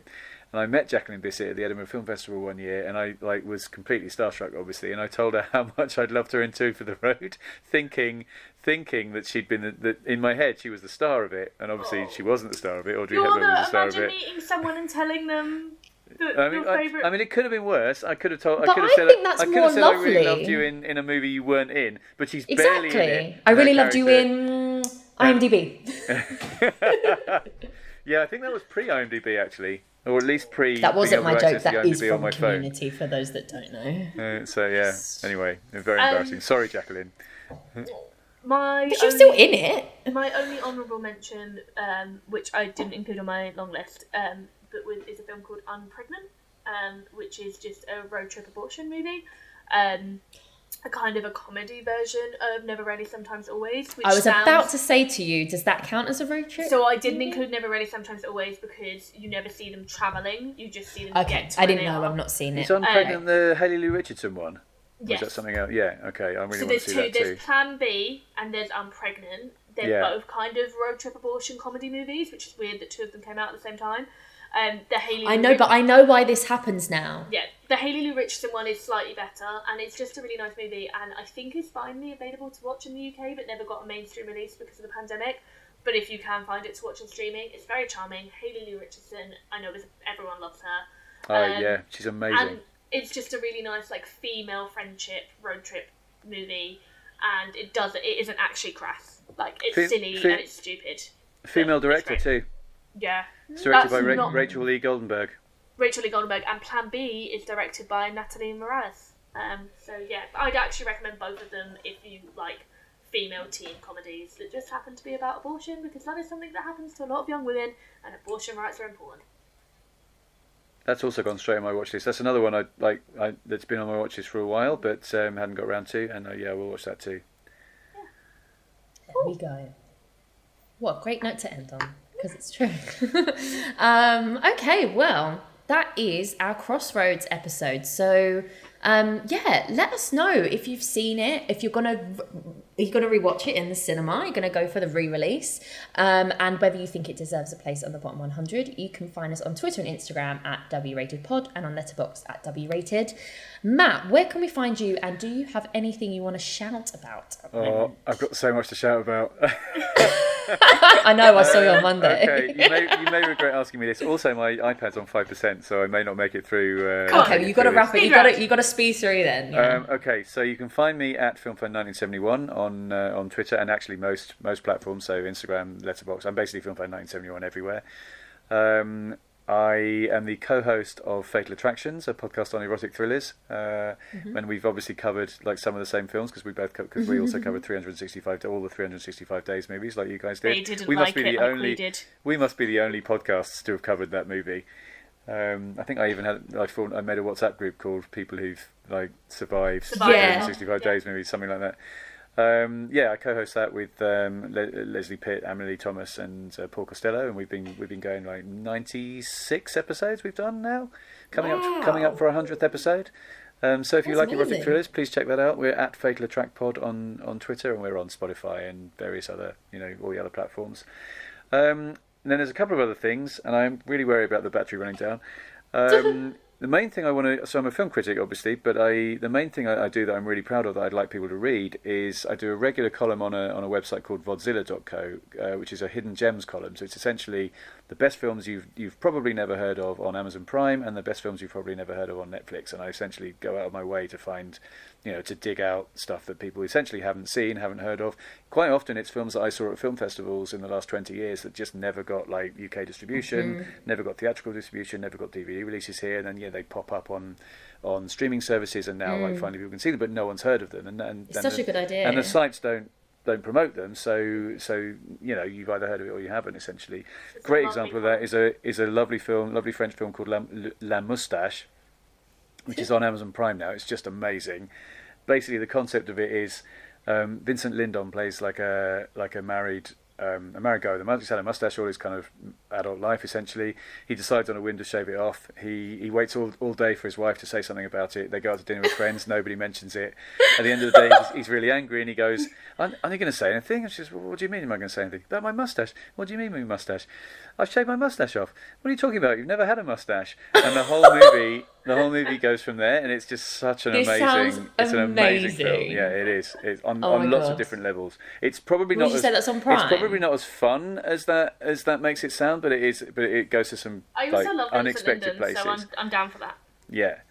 And the other thing, I guess I'd just like to, even though Twitter's dying on its arse, I'd just like to promote both Noirvember, which is people watching film noir movies and coming posting up about in them, a number of days. coming up very soon, and the essentially spin-off to that I created called Precode April, which is #Precode April, which is in April people watch Precode movies and write about them on Twitter and Letterboxd and Instagram and basically post about them all over social media and stuff like that.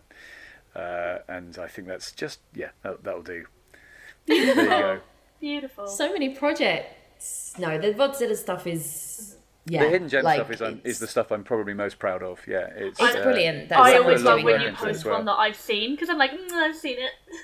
Yeah, I mean, it's I'm it's in a the point of know. pride. It's a point of pride to do them. The people haven't seen them, obviously. I mean, it's great when people have, and obviously I've put some in there. Like, for example, I've got Edge of 17 in there, for example, and lots of people have seen Edge of 17, but still, like, I try to make them a lot more obscure than that. So yeah.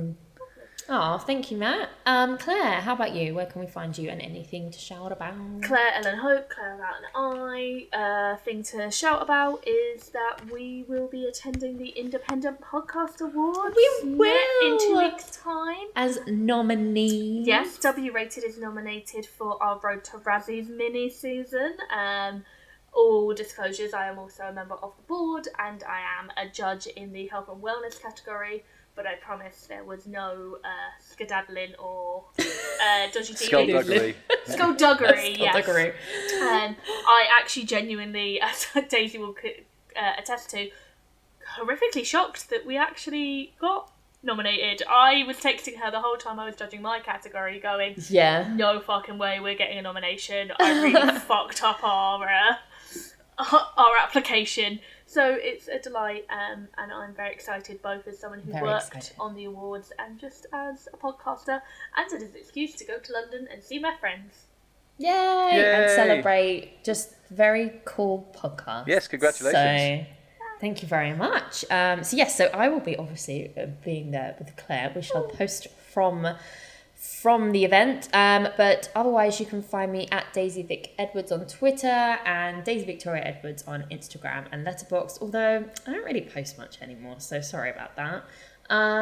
New information, nothing new on I Love You Guys at the moment, but I am working on a new project with the director Billy. You may have seen some stuff on Twitter.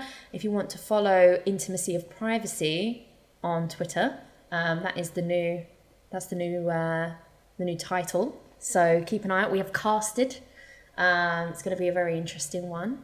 So we shall see what happens there. Shout out to Daisy, because we used to do House Move Watch, because I moved house so many times for the first week of the podcast. I forgot Daisy about just that. moved house. Yay, Daisy. I did, and I'm here and I'm alive.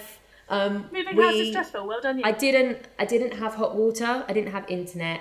I didn't have a bed. I've got those, not a bed but a mattress. Halfway there. And now the blow up bed is now in the living room instead of a sofa. But you are getting there. Yeah, So But we're getting there. That's the main thing. The worst thing is having to go back to the old flat and clean, which is what I've got to get up and do tomorrow. Sucks to be you. Yeah, it really, really does.